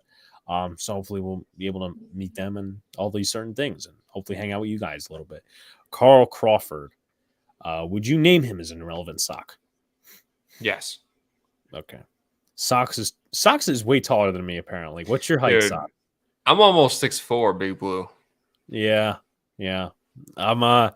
I'm a little small. I'm about 5'6", 5'7". Okay. All right. Yeah. But I mean, I look down on everybody. There's not many people, and it has its advantages, I will say, but you got to be the one that gets asked to grab everything from the top shelf by everybody. So be Yeah. ready for that. Yeah. Well, if let's just say we go to like a store or something, I'd be like, Sox, can you grab that? Yeah. That's good content right there. See, I don't know what time they're playing. They're playing. Yanks are playing in Philly or whatever. But it's not as. I'm gonna presume it's not as volatile as Eagles and was it Eagles and Giants? Yeah. So I mean, and I mean, it's all in that complex, which is cool for Philly. Not that I like it. Going to see, going to meet, going to opening day and meet Riley and see the Orioles. Yeah, I mean, as I said, I told you, Tony, that me and her have been kind of talking about, June, and she's kind of more about that area than I am. So, when I go, I'll let her know. I'll send the bobblehead back and keep the box. Talking about some bobble. Oh yeah, I'm getting John and and Luca two Hackett bobbleheads. That's a good investment for a gift. I live in Connecticut. It's probably about a 3-hour drive. Wow, 6'4". Yeah, Sox. I saw a picture of him at the Giants Chargers game in Yeah. 2021. I'm like, holy shit, he's tall. He literally commented, he said, "Damn, Sox, you tall." I That did made say me that. laugh so hard, man. I showed my girl and she laughed too. Sox, you a fan of college b-ball? There's some good Arizona teams playing out there. College basketball? Correct. Yes. I'm a Buckeye fan, so I'm a Big Ten fan. So I'm locked in on that part of the when Arizona's good, I watch them, but I'm not a big Arizona follower, honestly. Yeah, guys, definitely keep pushing through the comments and all these different things. So we're going to continue with our irrelevant draft. So Is it my turn or yours? let's see who I have marked down. So I'm pretty sure it's my turn. I'm going to go with Brendan Ryan. I think the Yankees acquired him via trade in 2013. In 2013, he hit 220 with the Yankees, only one home run. The next year with the Yankees, 167. And the next year with the Yankees, 229. Not good at all. Past his prime. He was actually a decent player with the Cardinals it was, and then it was the Mariners, but he fell off from there. So and the Yankees kept him around. So third baseman, I'll go Brendan Ryan. I always talk about him with my one friend because he's one of the Yankees that we message. His daughter goes to Arizona State. I know a couple of people that actually go to Arizona State. I know a lot of people that are at Arizona State. Sox, are you a bouncer? Alex, you should get him for security. Not when you see how tall and lanky I am, you don't want me as a bouncer. Yeah, I don't know if yeah. I wouldn't say Giancarlo Stanton is irrelevant, not yet. My most irrelevant baseball stadium is Tropicana. Yes, yeah, absolutely. you could do that. Damn Alex, I forgot about him. Definitely, he was an irrelevant shortstop. Tulo, that's also a good name. Thank you for reminding me of that, Jacob. But yes, that's actually a good one. It is your turn. All right. Well, my next one is going to be another guy that has a very successful career overall, and he hit just 245 in his first year with the Sox, which I believe I forgot which year it is. I just had it up. I think it was 2015. This guy is notorious on the Red Sox for eating fried chicken in the dugout. He is also notorious on the Red Sox, and these are not good things to be famous for as a member of the Red Sox. Swinging and his belt coming off of him. Do you know who that is, Big Blue? Sorry. So Pablo Sandoval. I was gonna come out and say like it has to be something like 2012 because I remember you repeatedly telling me the story about Bobby Valentine and the fried chicken and stuff. But I originally was gonna guess Pablo Sandoval because I remember he was with the Braves. Like that was the last obviously thing. And then you said Lifetime. And you said Good Brave, and I'm like, you know what? That's such a stupid guess. I'm like, it's John Smoltz. 4-time the most irrelevant Red Sox was Larry Anderson. Tulo played for two. Jay Bruce is also another one, Jacob. So keep tuned in.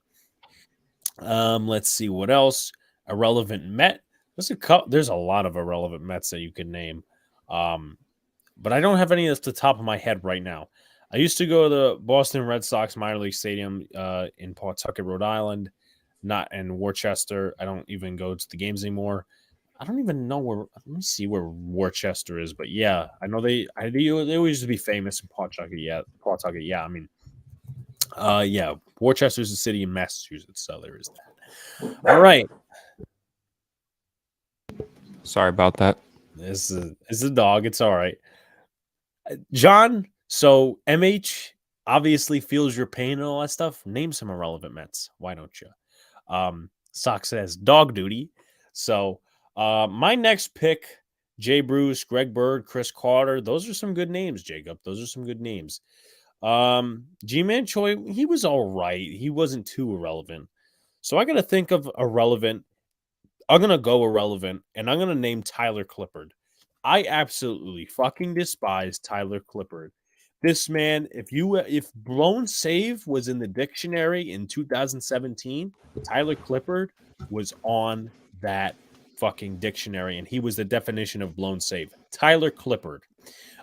Vic DiBitetto, who's a famous comedian, and he's also in a couple of TV series, was from Brooklyn. He refers to him as Tyler Clipboard. Tyler Clipboard is on my list. Let's see how many. Let's see. 2017 with the Yankees, 1-5, 4.95 ERA. I want to see if there's a blown save stat for him. I'm going to look that up real quick. Tyler Clipboard.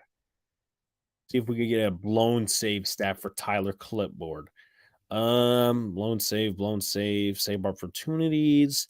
So 3 teams. And you know what's sad? He won the World Series with the Astros that year, which kind of pains us in the ass. But to be fair, he was 1 for 6 in save opportunities. He had 5 blown saves. So there's that. Wow, Tyler Clipboard. Good pull on that one. Wasn't Billy Wagner a Met at the end? He was irrelevant with them. I mean, if he came back for a comeback tour, I could understand that, but I'm not sure. You probably have to ask John or MH. Do you think Alex Cora is on the hot seat for the Red Sox this season, Sox? Absolutely not. No, that Boston's got their guy with him. If we finish in last place 3 years in a row, maybe we can start thinking about that. Maybe it'd also be a talent issue as well. Talent issue, definitely. I mean, the pitching is absolutely horrendous. You can't. I don't think any manager goes in there and fixes that last year. So I don't think you can take too much from this most recent year. Angry John, there's a rumor that Hackett is hiring judges as assistant OC. Hayes just loves pulling the judge experiment on Angry John. Good pick. Most productive thing he did for the Yanks is get us Canely, Robertson, and Frazier. Yes, Todd Frazier could be on the list of irrelevant Yankees if you're talking about the playoffs. So I put on Tyler Clippard. Let's see. You did list Pablo Sandoval. It is still your turn, Sox. These dogs are acting wild, Big Blue. All right, so I want to go for a middle infielder here. And I believe this guy played both positions, if I remember correctly. He ended up going to Tampa Bay, where he hit, believe over 280 in his 4 years in Tampa. It's going to be Julio Lugo. Okay. He was also a Brave. I remember that. You were right about the. Did he go to the Braves? He was a. The Rays. The Rays. He was a Ray. He was a Brave. Okay. So there was that. Jeff Francoeur, Matt Dendecker, Josh Smoker. I know Josh Tolley. Josh Tolley was pretty bad. Nick Evans, Marlon Byrd, just to make a few random Mets. I better wake up tomorrow. Here's some good news. The Yankees sign or trade number 1 left fielder. You're not going to wake up with that news. So there's that. I'm just being real with you, Blue City. Lugo did good for the Astros. There was a list online that says Jason Giambi was an irrelevant Yankee. Jetsman Smith actually just mentioned Jason Giambi is an irrelevant Yankee, and I want to see how bad statistically he was. I mean, I don't know if I'm going to pick him because the Yankees have had a lot of relevance, but let's see. 2002, 314, 250. I mean, towards the end of his, Yankee tenure, yeah, he was irrelevant, but there's also, whether he did steroids or not. Frank Francisco, yeah, that's another irrelevant name. Henry Mejia for the Mets. Jerry's familiar. Alex, how do you feel about the Yankees no longer having a Aroldis Chapman? I feel great about it. I mean, it's a no skin off my back. It's actually a load off my back because, well, he fucking sucked. All right, so now I got to come up with an irrelevant Yankee. First base, second base, shortstop, left field, center field, right field, shortstop, starting pitcher and relief pitcher. Oh boy. Okay. I got to start digging into my bag for this one. Got to start digging into my bag. Oh god. Okay. I'm going to go with first base here. I know we don't have a DH, but I'm going to have this guy slotted in at first base. This guy was pretty good with the Cleveland Guardians. Cleveland Indians is, whatever the fuck their name is. Whoa. And he was with them for a few years. And then he went to the Yankees, and then he retired. Travis Hafner. Okay, that rings a bell. Yes, Travis Hafner is that one on the list. Though you could also say Lyle Overbay, but I felt Travis Hafner was more relevant. 202, 12 home runs. Let me just see Lyle Overbay in comparison, because Overbay was pretty fucking bad too. 240. He played in more games. Yeah, I mean, it's just, it's not by much. The all irrelevant team, yes. Brian McCann was actually pretty good for us. I kind of like Brian McCann. Best thing he did was score a run in Jeter's final game. Antoine Richardson. I don't think he was irrelevant. I think, I don't know. He had so many balls go under his glove. I forget who he's referencing there, but no, I think Richardson was just a minor leaguer. So my pick is Travis Hafner. Go ahead, Sox.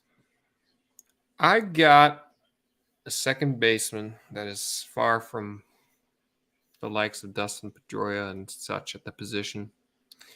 And spent 1 year with the Sox. This guy was caught stealing 8 times in one season. Was worse than the league at that time. Played in the 2003 ALDS against the Yankees. Damian Jackson. You know what's bad? I don't even know who that is. He might be the worst Red Sox second baseman in franchise history. Just one season with the Sox, that was it. But they got the playoffs, and he was playing on a playoff team, so it's kind of sifted through. Nobody really thinks he's one of the worst of all time. But that year, let's see, 2003, I believe he played for the Sox. Had 113 RBIs, 261 average. Yeah, 261. Yes, sir.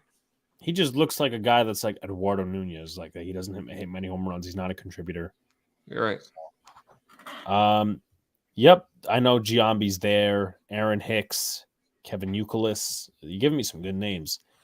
And you know what? I'm going to move Brendan Ryan over to shortstop. And I'm going to give Kevin Youkilis the name at third base. Yeah. He is an irrelevant Yankee. He is an absolute irrelevant Yankee. Let's take a look at his stat line with the Yankees.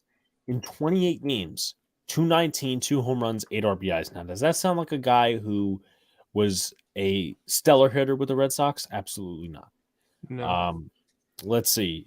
With Chicago the prior year, 236, 15 home runs, 46 RBIs. So he was falling off, but the Yankees decided to sign him as a third baseman because I think that was the move.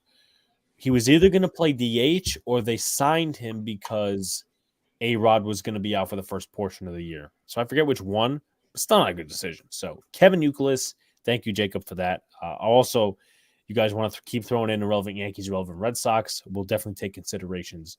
Appreciate it. Sox, you are now up. I'm going to go with a guy because I got my starter filled, I believe, already. I don't have my reliever yet.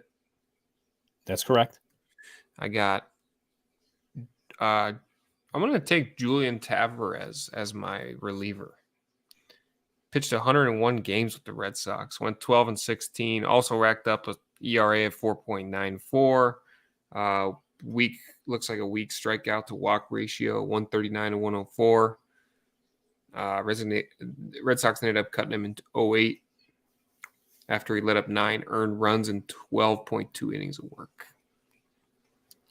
Good thought of a random one, Ryan Kalish. What do you think of that one? Ryan Kalish. That's a good one. Definitely A name irrelevant. Pull out of the hat. That's my man, Pete. What is going on, Pete? Guys, definitely subscribe to NYY News TV. If you haven't already, the link is in the description. But shouts my main man, Pete. We're currently going over irrelevant Yankees and irrelevant Red Sox. AJ Burnett wasn't as irrelevant as, many think. Jarrett Wright was irrelevant. I don't know how Jesse Barfield was as a Yankee. Andrew Jones I actually liked. Vernon Wells was decent. So I wouldn't consider them completely irrelevant. But thank you for throwing out the names. So Julian Tavares is your name. Okay, so I need to fill a left fielder, a center fielder, a right fielder, a starting pitcher, and a reliever. Craig Wilson. That's another one. Craig Wilson. I remember. I think he was it was like a 2000s type of player for the Yankees. I'm gonna go ahead and I'm gonna take the cake early on this one. And his tenure's not done with the Yankees, but I'm gonna go ahead and say Aaron Hicks. All right. I'm gonna take the cake. Irrelevant player, had like one good year, and Brian Cashman refuses to trade him. But at this time, he makes my mark for irrelevant Yankees. Sox, you are on the clock. All right, let's see. I'm going to go with the guy that hit just 207 with the Red Sox. And there was plenty of excitement when they brought him on because they needed a slugger. And this was in 2002. This guy appeared to be just that slugger they needed, and it ended up not working out. This guy's name is Tony Clark. Tony Clark was also a Yankee. Yes, Tony sir. Clark. He was a Yankee in like 2004. Okay. But good name. All right. I think, you know what? I might have a name. Let's see if he did good. Because I remember he played for the Red Sox, this guy I'm talking about, and then the Yankees as well. This guy may have been an irrelevant Sox. I don't know if you could classify him too much as an irrelevant Yankee. I mean, he didn't hit too many home runs. Doug Mientkiewicz. Yes, certainly. So as far as I just made Pete's night. Position wise, Luca, I need left field, right field, starting pitcher, and relief pitcher. What about me? What do I need? You need catcher, second base, left field, right field, closer. Or it could be another relief pitcher. I'm Tony Clark. I'm a beast. That's me. I'm awesome. Hey, Aaron Hicks is definitely going for 30 for 30. Yes. Yep, these are some good names. Thank you, Luca. Hicks ain't left field, Alex. No, I know. I put Hicks in center. He's played center, so he really works at one of those two positions. But let's see. You pick Tony Clark, so I'm gonna have to pick somebody now. Lindgren, you could consider irrelevant. You know what? Let me look something up real quick. I'm gonna look something up, and then we're gonna move forward. Ooh, I think I just got one in my head. But you know what? No, wait, hold on. I'm sorry. Okay, so I accidentally filled in Damian Jackson as a part of my list, so I still have a second baseman to spare. That's what I thought. I'm like, man, I thought I picked a second baseman. So let me see if I can classify this guy as a second baseman. No, I can classify him as a shortstop. I can't talk today. Man, oh man, oh man. I'm gonna transition Brendan Ryan over to second base because he played that position. This guy's a former Red Sox, and then the next year after he was done with the Yankees, he actually was pretty good with the Washington Nationals. This player, Stephen Drew. All right. Stephen Drew, former Sox. Very Yankees interesting. kept branching off. With the Yankees in 2014, he hit 3 home runs, 15 RBIs, a 150 batting average. And then in 2015, he hit 201, 17 home runs, 44 RBIs. And then the Nationals next year, he hit fewer home runs, fewer RBIs, but 266 batting average. He started out as an Arizona Diamondback. All right. So there's some fun facts there. Shouts to Cookus. I watched one of the older lives where Sox still had his long hair. Yeah, man. I have to dig into that, but I remember always when Sox used to call in on Pizzle's show. Shouts to him, by the way. I know he's kind of taken an extended leave from hiatus from YouTube. I texted him. I said, thank you for influencing me to become a YouTuber and all that sort of stuff. Absolutely, me too, man. We traded. Yes, we did. 2014, we traded for him mid-season. We gave up Kelly Johnson. Stephen Drew, my man, Ching-Ming Wang. The Yankees kind of ruined him, but that's also a good name. It's a good name to put on the list. Sox, giving it to you. I'm gonna do a little bit of a hot take here, and I know how we don't like those too much on this channel, but I'm gonna do it anyways. Well, we tend to not cater to the popular opinion, so everything is all good. Hey, it's all good. Let's go with, that's why I said it was very interesting that you just picked your boy Drew there, because I'm going with right fielder JD Drew. Really? Okay. Yeah. I think it's a little bit of a debate, but he carried us. What's that? What don't you like about JD Drew?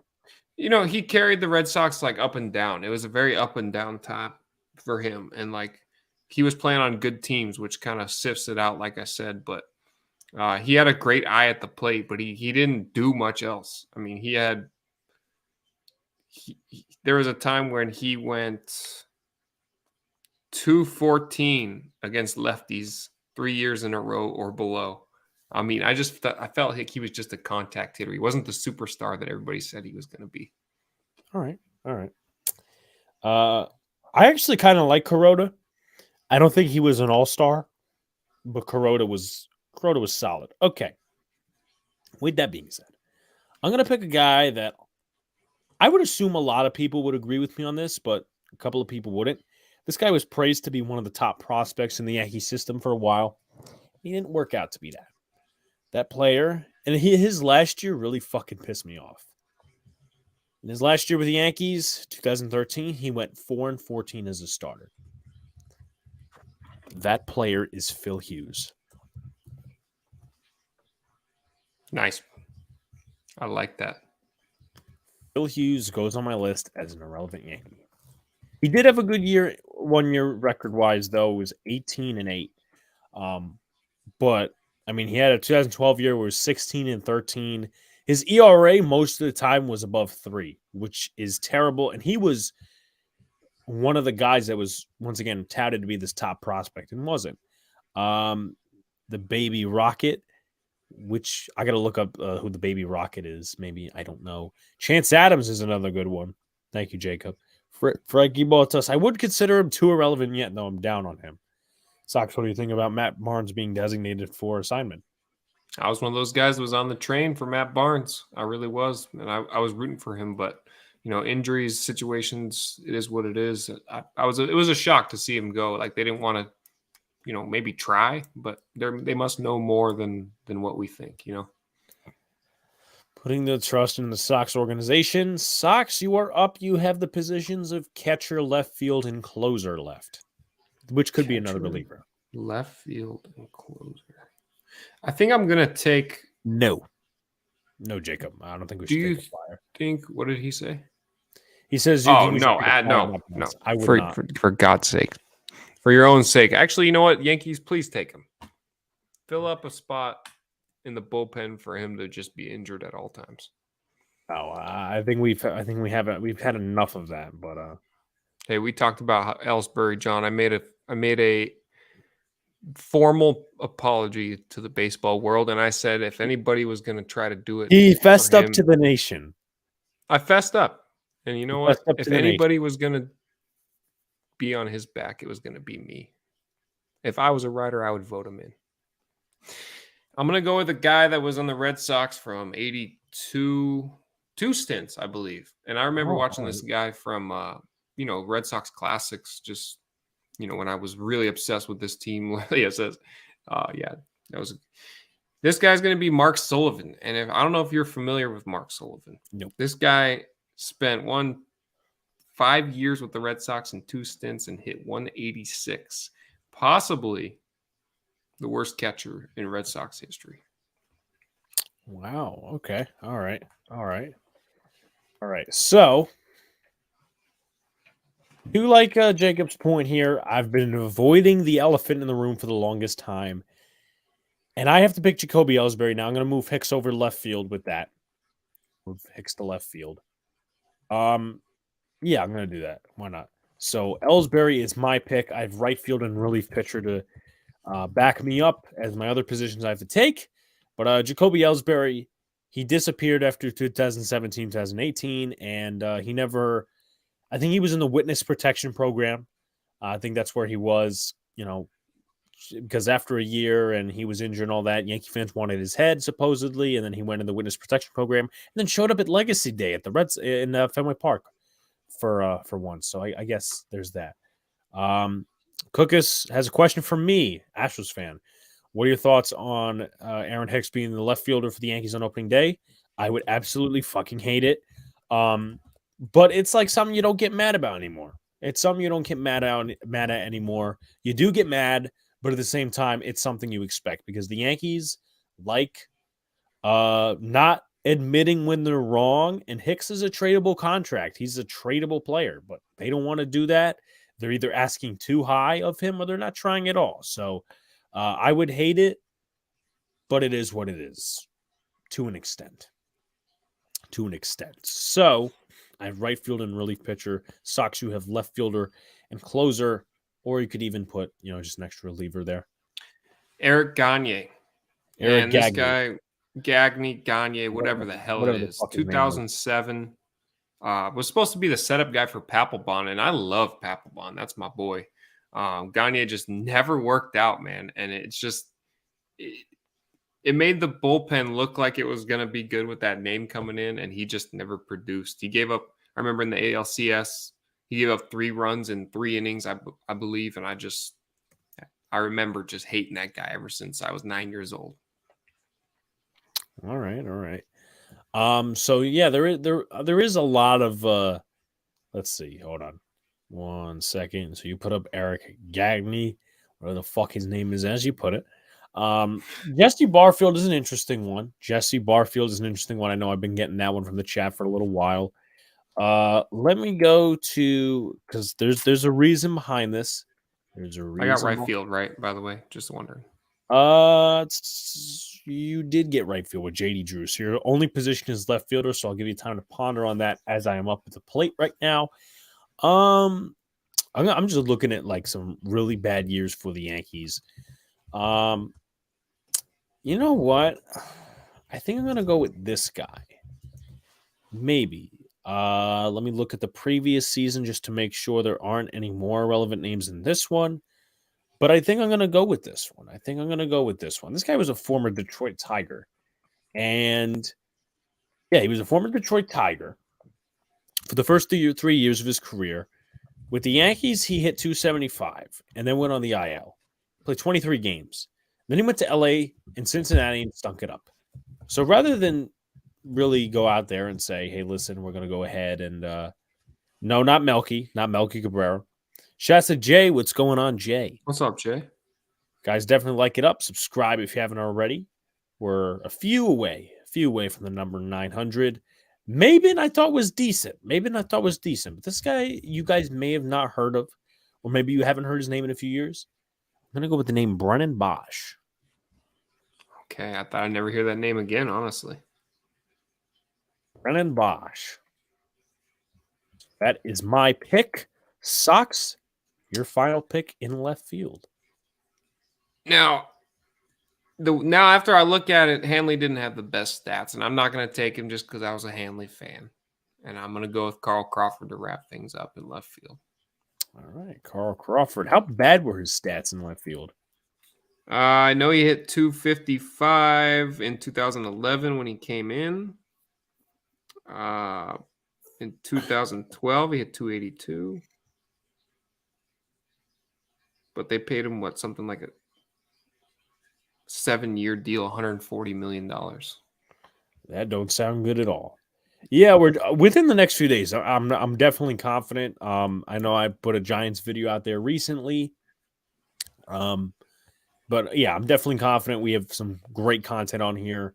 We're definitely going to push there. And I'm thinking, as I said, my goal is that we're hoping to crush opening day. By that time, we have over 1K, and we're already pushing these memberships and all these different things. 2012, 2013, Jacob. 2012, 2013. He's more known as the Detroit Tiger. But my final pick has to be in the relief section. And the Yankees have had a lot of irrelevant relievers over the years. I don't want to pick Chapman. Definitely, John, if you can and all that sort of stuff, but I know you do a good job of doing that stuff already. Damn. Okay. Relievers, bad relievers. I'm not gonna pick Dellin Betances. I'm not gonna do that. Really bad relievers. Really bad relievers. There's a you know what? This guy was a starter, but this guy was also a reliever. So maybe he comes under my wing. I don't know. Shit. Because as I said, there's a lot of irrelevant relievers, and you have to correctly classify. Okay.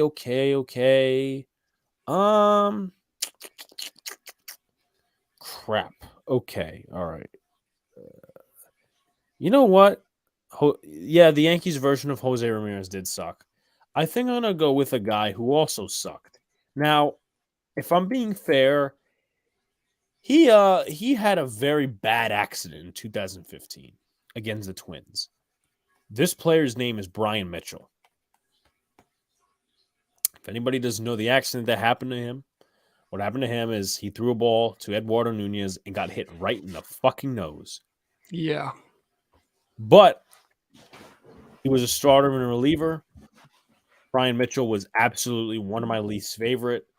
And he was traded to the Padres, I think, along with Chase Headley or before Chase Headley. I don't remember which one, but Chase and I kind of like Shreve for a little bit when he was with the Yankees.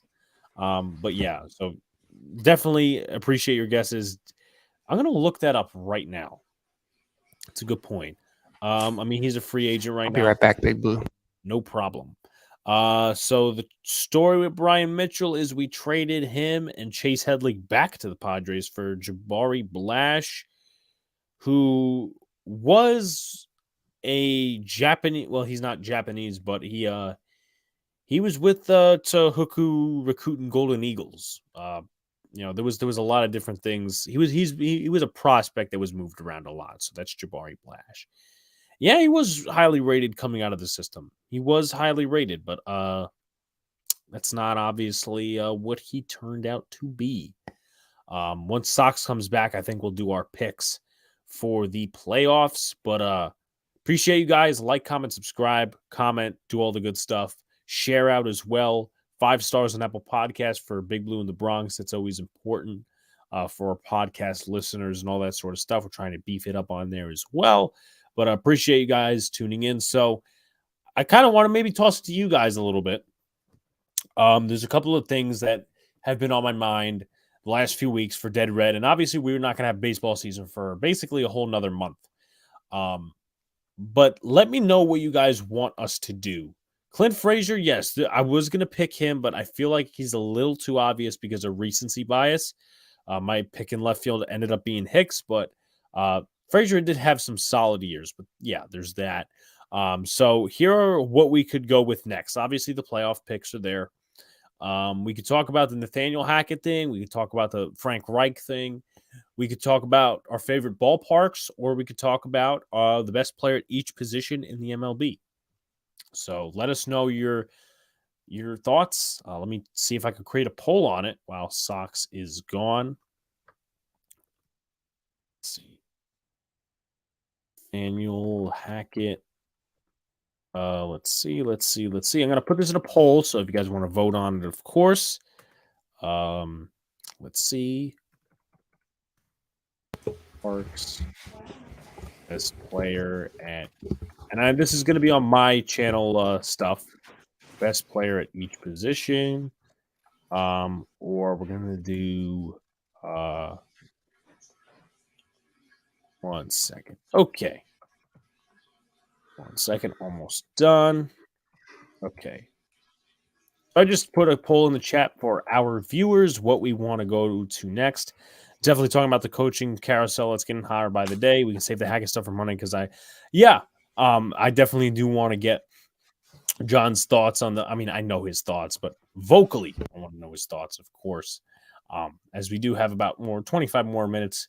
Usually we go on the show. We go longer, of course. I don't have school tomorrow, whatever.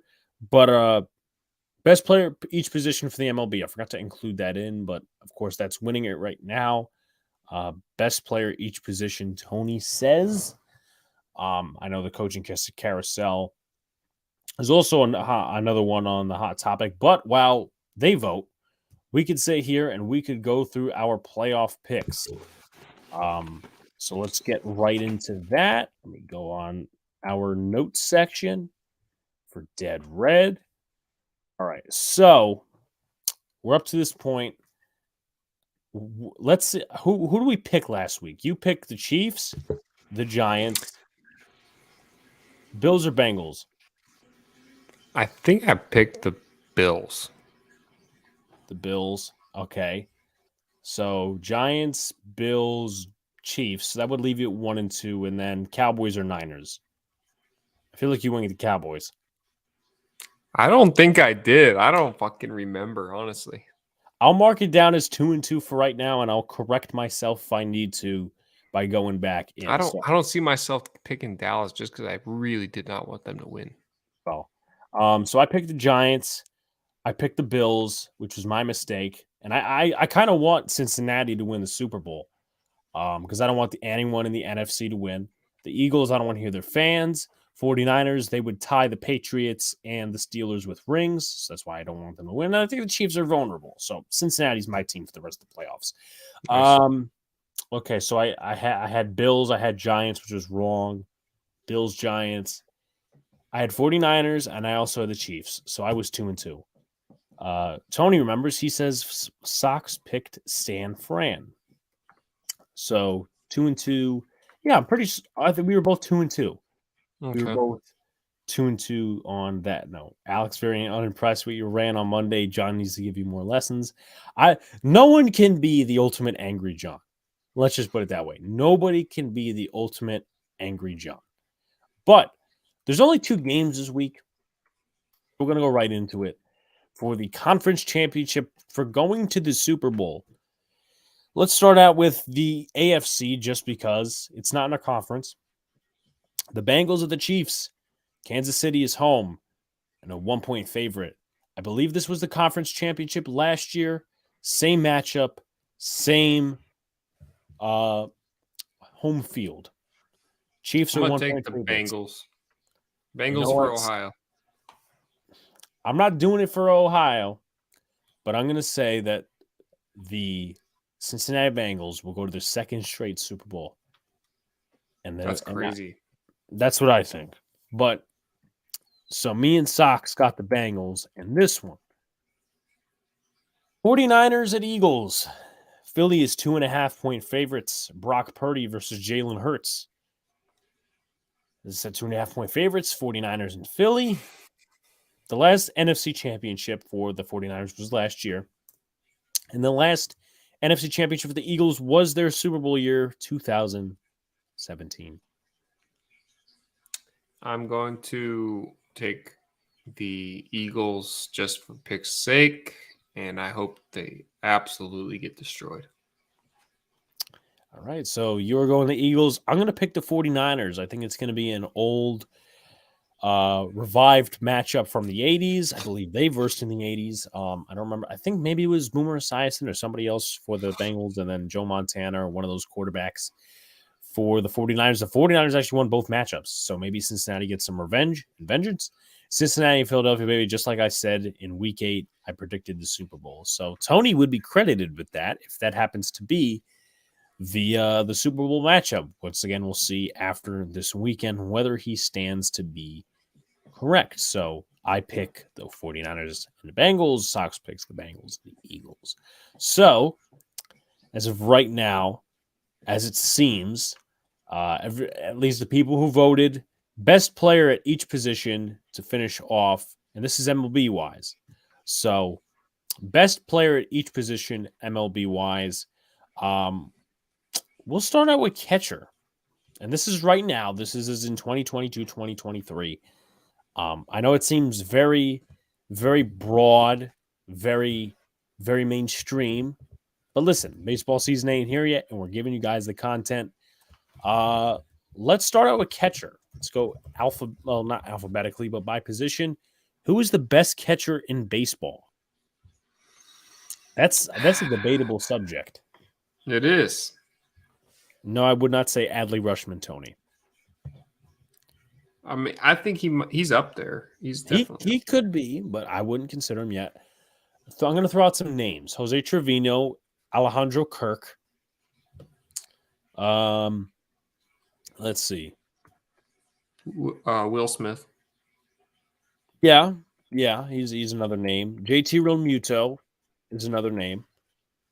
Salvador Perez, I wouldn't say because he's kind of edging out of his prime. Wilson Contreras. Wilson Contreras is another name. Sean Murphy. Sean Murphy's also one. He got traded recently. I'm gonna go with JT Realmuto. I'm gonna go Realmuto too. JT, I like Realmuto. him. I wanted him originally, but the Yankees would not move on from Gary Sanchez. All right. This one I think John's going to pee his pants for. Depending on what people say. But Jacob says, you hear what Esiason said about Higgins. Apparently he said he will be shocked if Higgins doesn't hold out for a contract next year. We'll see what happens. I really don't listen to Boomer Esiason much, but we'll see. We'll see what happens. And we'll see if the Giants make a move. How can you not say Adley? He's had 1 year of experience under his belt. JT Realmuto has had multiple, and he's been a consistent catcher for the most of his career. So we're going to both say JT Realmuto now. First base, Pete Alonso obviously is in that conversation.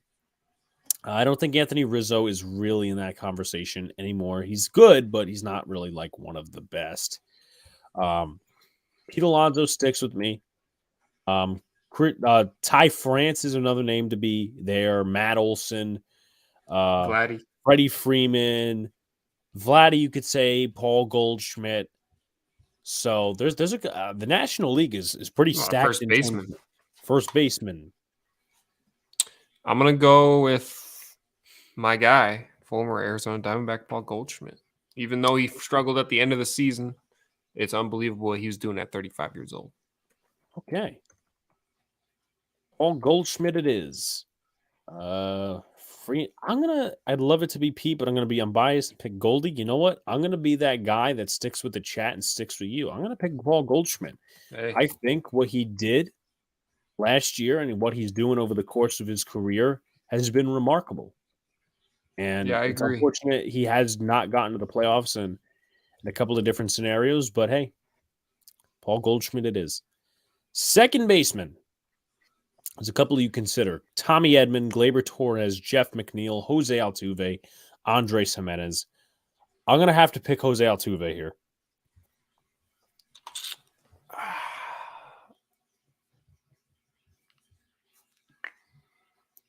Andres Jimenez. Really?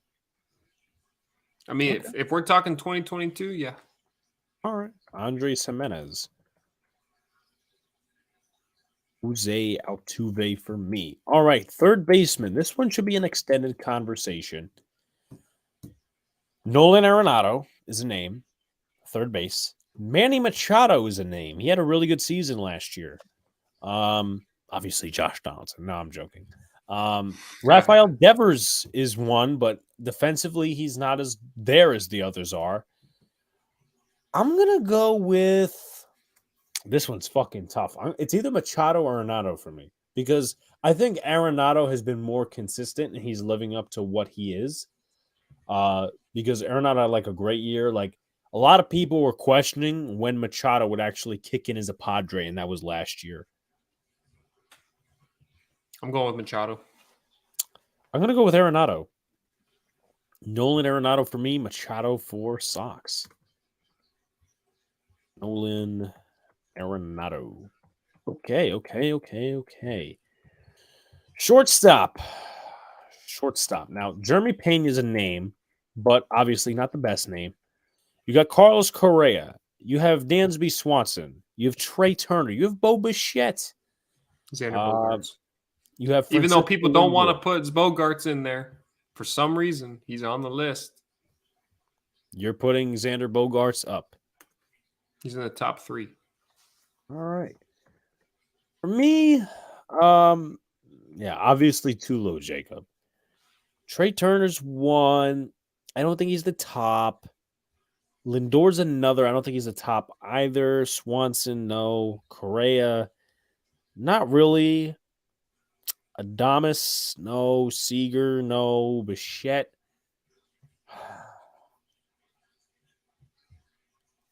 Bogaerts had the best average of all those guys.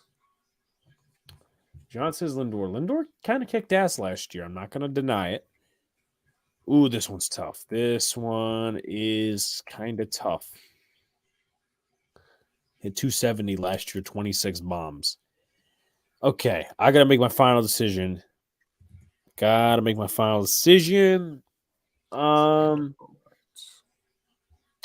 trying to peep that into my head. I understand. Damn. Trying to think. It is, John. It is. It's not, it might be. I mean, the dude hit 307 and he got a big contract. Trey Turner, too. Trey Turner, I think, had a better year than Trey Turner, yeah. I'm gonna go with give me Trey Turner. Slightly. Not too much. Slightly, Trey Turner. All right. Next one is left field.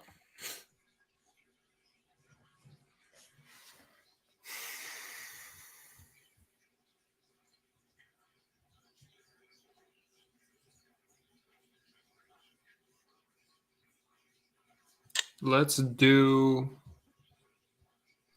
left field.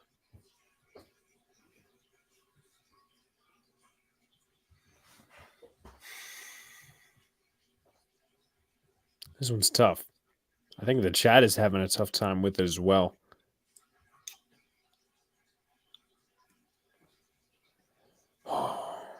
This one's tough.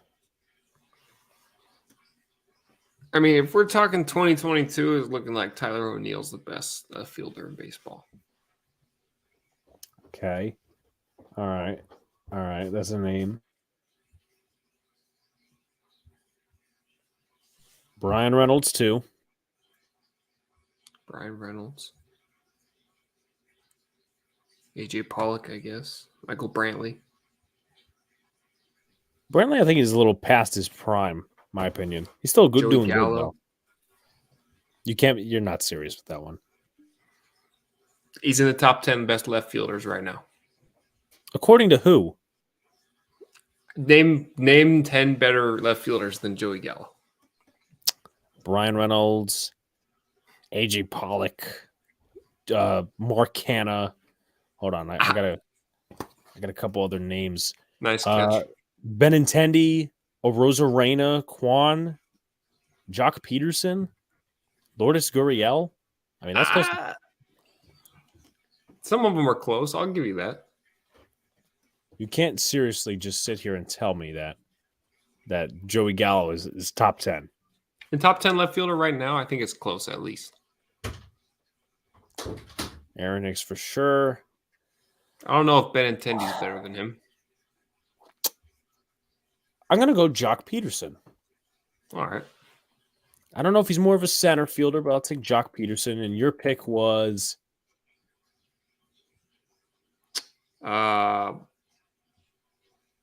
Jesse Winker. Jesse Winker. Okay. All right. That's different. Center field. Center field. You could say Mike Trout, but he gets injured a lot. You could say George Springer, Byron Buxton, Julio Rodriguez is a name. Brandon Nimmo. It's a good toss-up. Of course, the irrelevant fan would put his first and say Cedric Mullins. See, how much do you want to incorporate health? Because Trout is probably the best there, but he's never fucking healthy. Yeah, I think Springer gets it because he's there more. Okay. For me, I'd like to consider Reynolds. I really would.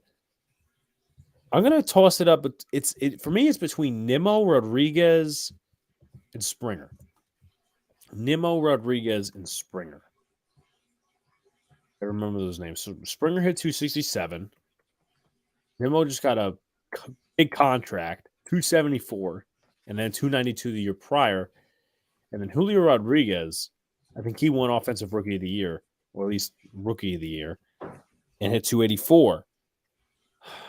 One of these days you're going to have to respect the Orioles. Yeah, when will that be, Tony? I'm gonna say I'm not gonna go by I'm gonna go by health. For me, it's between Nimmo and Rodriguez. Give me Brandon Nimmo. Nice. I like that. And your pick was my pick was Springer just because he's healthier. right field.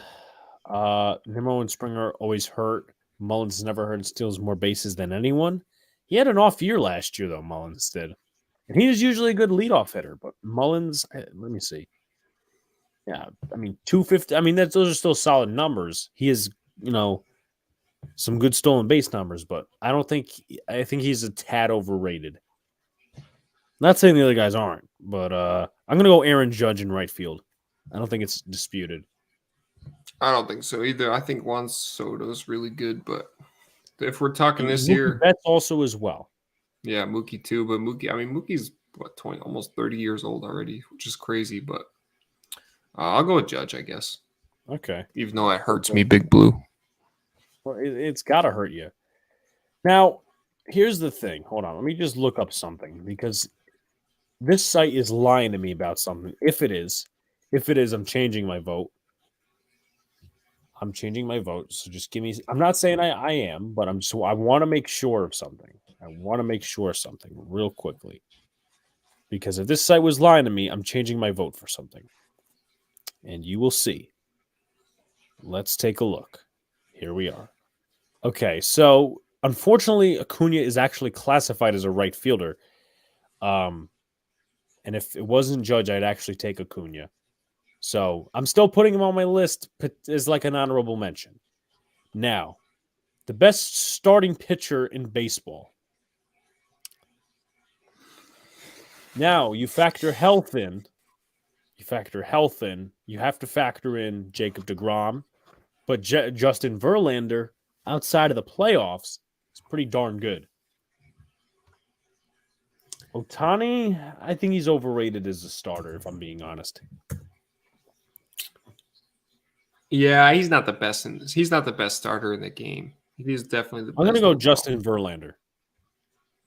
It's got to be DeGrom when he's healthy. Okay, all right. You can't. I guess that's not really making John proud because he's now a Ranger. All right, so relief pitcher. Damn, this is more of an extensive conversation. It is.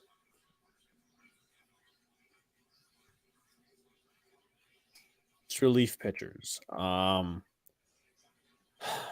Diaz. Put it on the books. Edwin Diaz is a closer. You could probably nominate him as that, and we could go out of order. Edwin, I would actually nominate him as my closer too, so we have solidarity on that. Edwin Diaz. Now, I think we want to get one more name in there. And I obviously know, yes, people are going to sit here and say, because as I said, I feel like I want to get one more name in there that's not a closer, or maybe just another reliever. And I think I have a name. Sure. Who? Liam Hendricks. Okay. All right. Liam Hendricks for you. I think I'm going to go a different route. This guy, let's see if he had a good year last year. No, he did not, which would ruin my narrative. Beautiful. I'll pick him anyways. It's all right. I don't want to throw anybody off the page. Let's see. Definitely not Josh Hader. Josh Hader just fell the fuck off the earth. So you know what? Emmanuel Clase. I like that. Emmanuel Clase from the Cleveland Guardians. So that our lineup. Now, best reliever is Felix Bautista, no question. There's a couple of names that can compete with that, Tony. There used to be a Miguel. You used to watch Yankees classics in the World Series and all that. But here are the lineups as we go. We got JT Realmuto for Sox, Paul Goldschmidt, Andres Jimenez, Manny Machado, Xander Bogaerts, Jesse Winker, George Springer, Aaron Judge, Jacob deGrom, Liam Hendricks, and Edwin Diaz.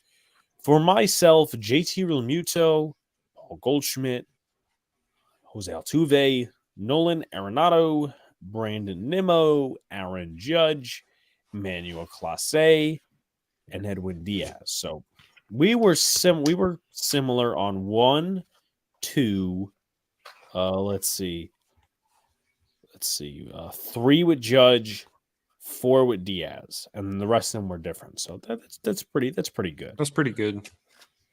I would definitely say so. But with that being said, I think we could finally start closing it out here on the Dead Red Podcast for this week's edition. Sox, if you want to give your final thoughts. I think we should tell us your favorite ballpark that you have not been to yet. Okay, I like that. Real quick before we get out of here, since we were going to do ranking them, Yeah, and we could definitely do that next week because I think we could put a power rankings of ballparks. I would like to see Fenway, but I'm not going to nominate it as my favorite. Let me look. I got to look at a standings thing because it takes a little bit to remember these ballparks. I feel like Kauffman Stadium is underrated a little bit. PNC for me. Yeah, I think that's my pick. PNC is pretty good. Shouts to John signing off. Great show, guys. Can't wait for more. Appreciate it. Later, John. I kind of think San Francisco is overrated, in my opinion. I don't think it's that nice, though. You have McCovey Cove. That's what it's called, right? Yeah, it is. I've never been there, though. I know, obviously, like, there's that, and there's the water outside of Pittsburgh. I think Coors Field is nice. Petco, there's a couple of them. I think I'm gonna go Dodger Stadium, but there's a lot of names that follow behind that for me. Like, the Braves Field is okay. I kind of, not gonna lie to you, liked Hard Rock. I don't know if it was called Hard Rock then, but where the Marlins used to play before their new stadium. Petco Park is going to be one of my favorites. Coors Field is definitely going to be up there. Yankee Stadium, I mean, with self-bias. Citi Field, Oakland sucks. Globe Life Field, nah. Safeco's okay. I think Globe Life would actually be really nice because it's brand new. Chase Field is awesome as hell to go to a game. Cleveland would be like in the mid for me. Shouts to Jeffrey. Both of those. Man. Camden Yards, I feel like, is decent. They'll have stupid walls there. Rogers Center, Tropicana's trash. I think I'm going to go Dodger Stadium as my number 1. Shouts to Jeff in the chat. What's going on, man? But I will say that my experience at Dodger Stadium was my least favorite at any ballpark. You know what? Just because of traffic. Well, hey, look, and I know traffic is traffic, but LA is, and the old structure of Dodger Stadium's up on a hill. They call it Chavez Ravine. And there's like 2 exits to the damn parking lot. And we had to walk so long to get there. Traffic is ridiculous. I'm telling you, I think it's like 68 miles or something north from me. And it took us almost 3.5 hours to get to the game. Holy shit.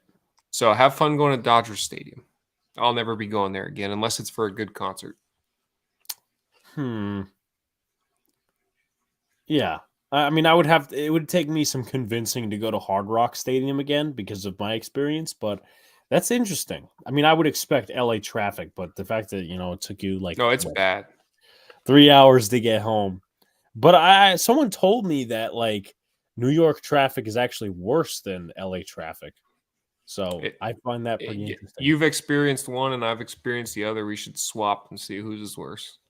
Yeah, because we haven't gotten the self-experience yet. Like you obviously know Dodger Stadium and that traffic. I've known New York in that traffic, but like I haven't seen LA in that traffic firsthand. I think we need to see experiences firsthand. Yeah. But with that being said, final thoughts, my man. Yeah, I mean, let's go. Let's get Big Blue to 900 subs. We'll go hopefully flying colors over 1,000 by the time opening day comes. That'll be a blast. Can't wait to see the special emojis that I get for becoming a member of the channel. All that kind of stuff, man. Make sure you subscribe to Sox Arizona and as well. Big BB Reactions just hit 1,000. We're going to be doing live streams over there as well. And live concert reactions and stuff like that. Memberships as well coming. And just living it up. Missing football already. Basketball season starts for me now. Then into baseball. Dead Red will keep going through all of it. Let's go. Yes, sir. Like, comment, and subscribe. Turn on post notifications. When a live stream pops or drops. Appreciate y'all coming back. So some channel stuff, updates, all that sort of stuff for Big Blue in the Bronx. I'll start. Appreciate it, Jeff. Appreciate it. Guys, if you haven't already, go subscribe to NYG Jeffy T85. He does a lot of great coverage. WWE, Nets, Mets, Giants. Tomorrow night, we have the Friday Night Knicks pod with Donald and Luca starting at 6. Then Big Blue in the Bronx premiering 12:30 p.m. Eastern Standard Time on Saturday. Sunday, no content. Actually, probably a video. I'll probably prep something or whatever. Then Monday, Boys in the Big Apple. Tuesday, either a video or Big Blue in the Bronx again. And then we will go from there. Shout-outs to Medina. What is going on, my man? Looking forward to see you at NYY News TV Day Part 2 at Yankee Stadium on April 1st. But with that being said, guys, we appreciate your constant support, and we will see you next time. Peace.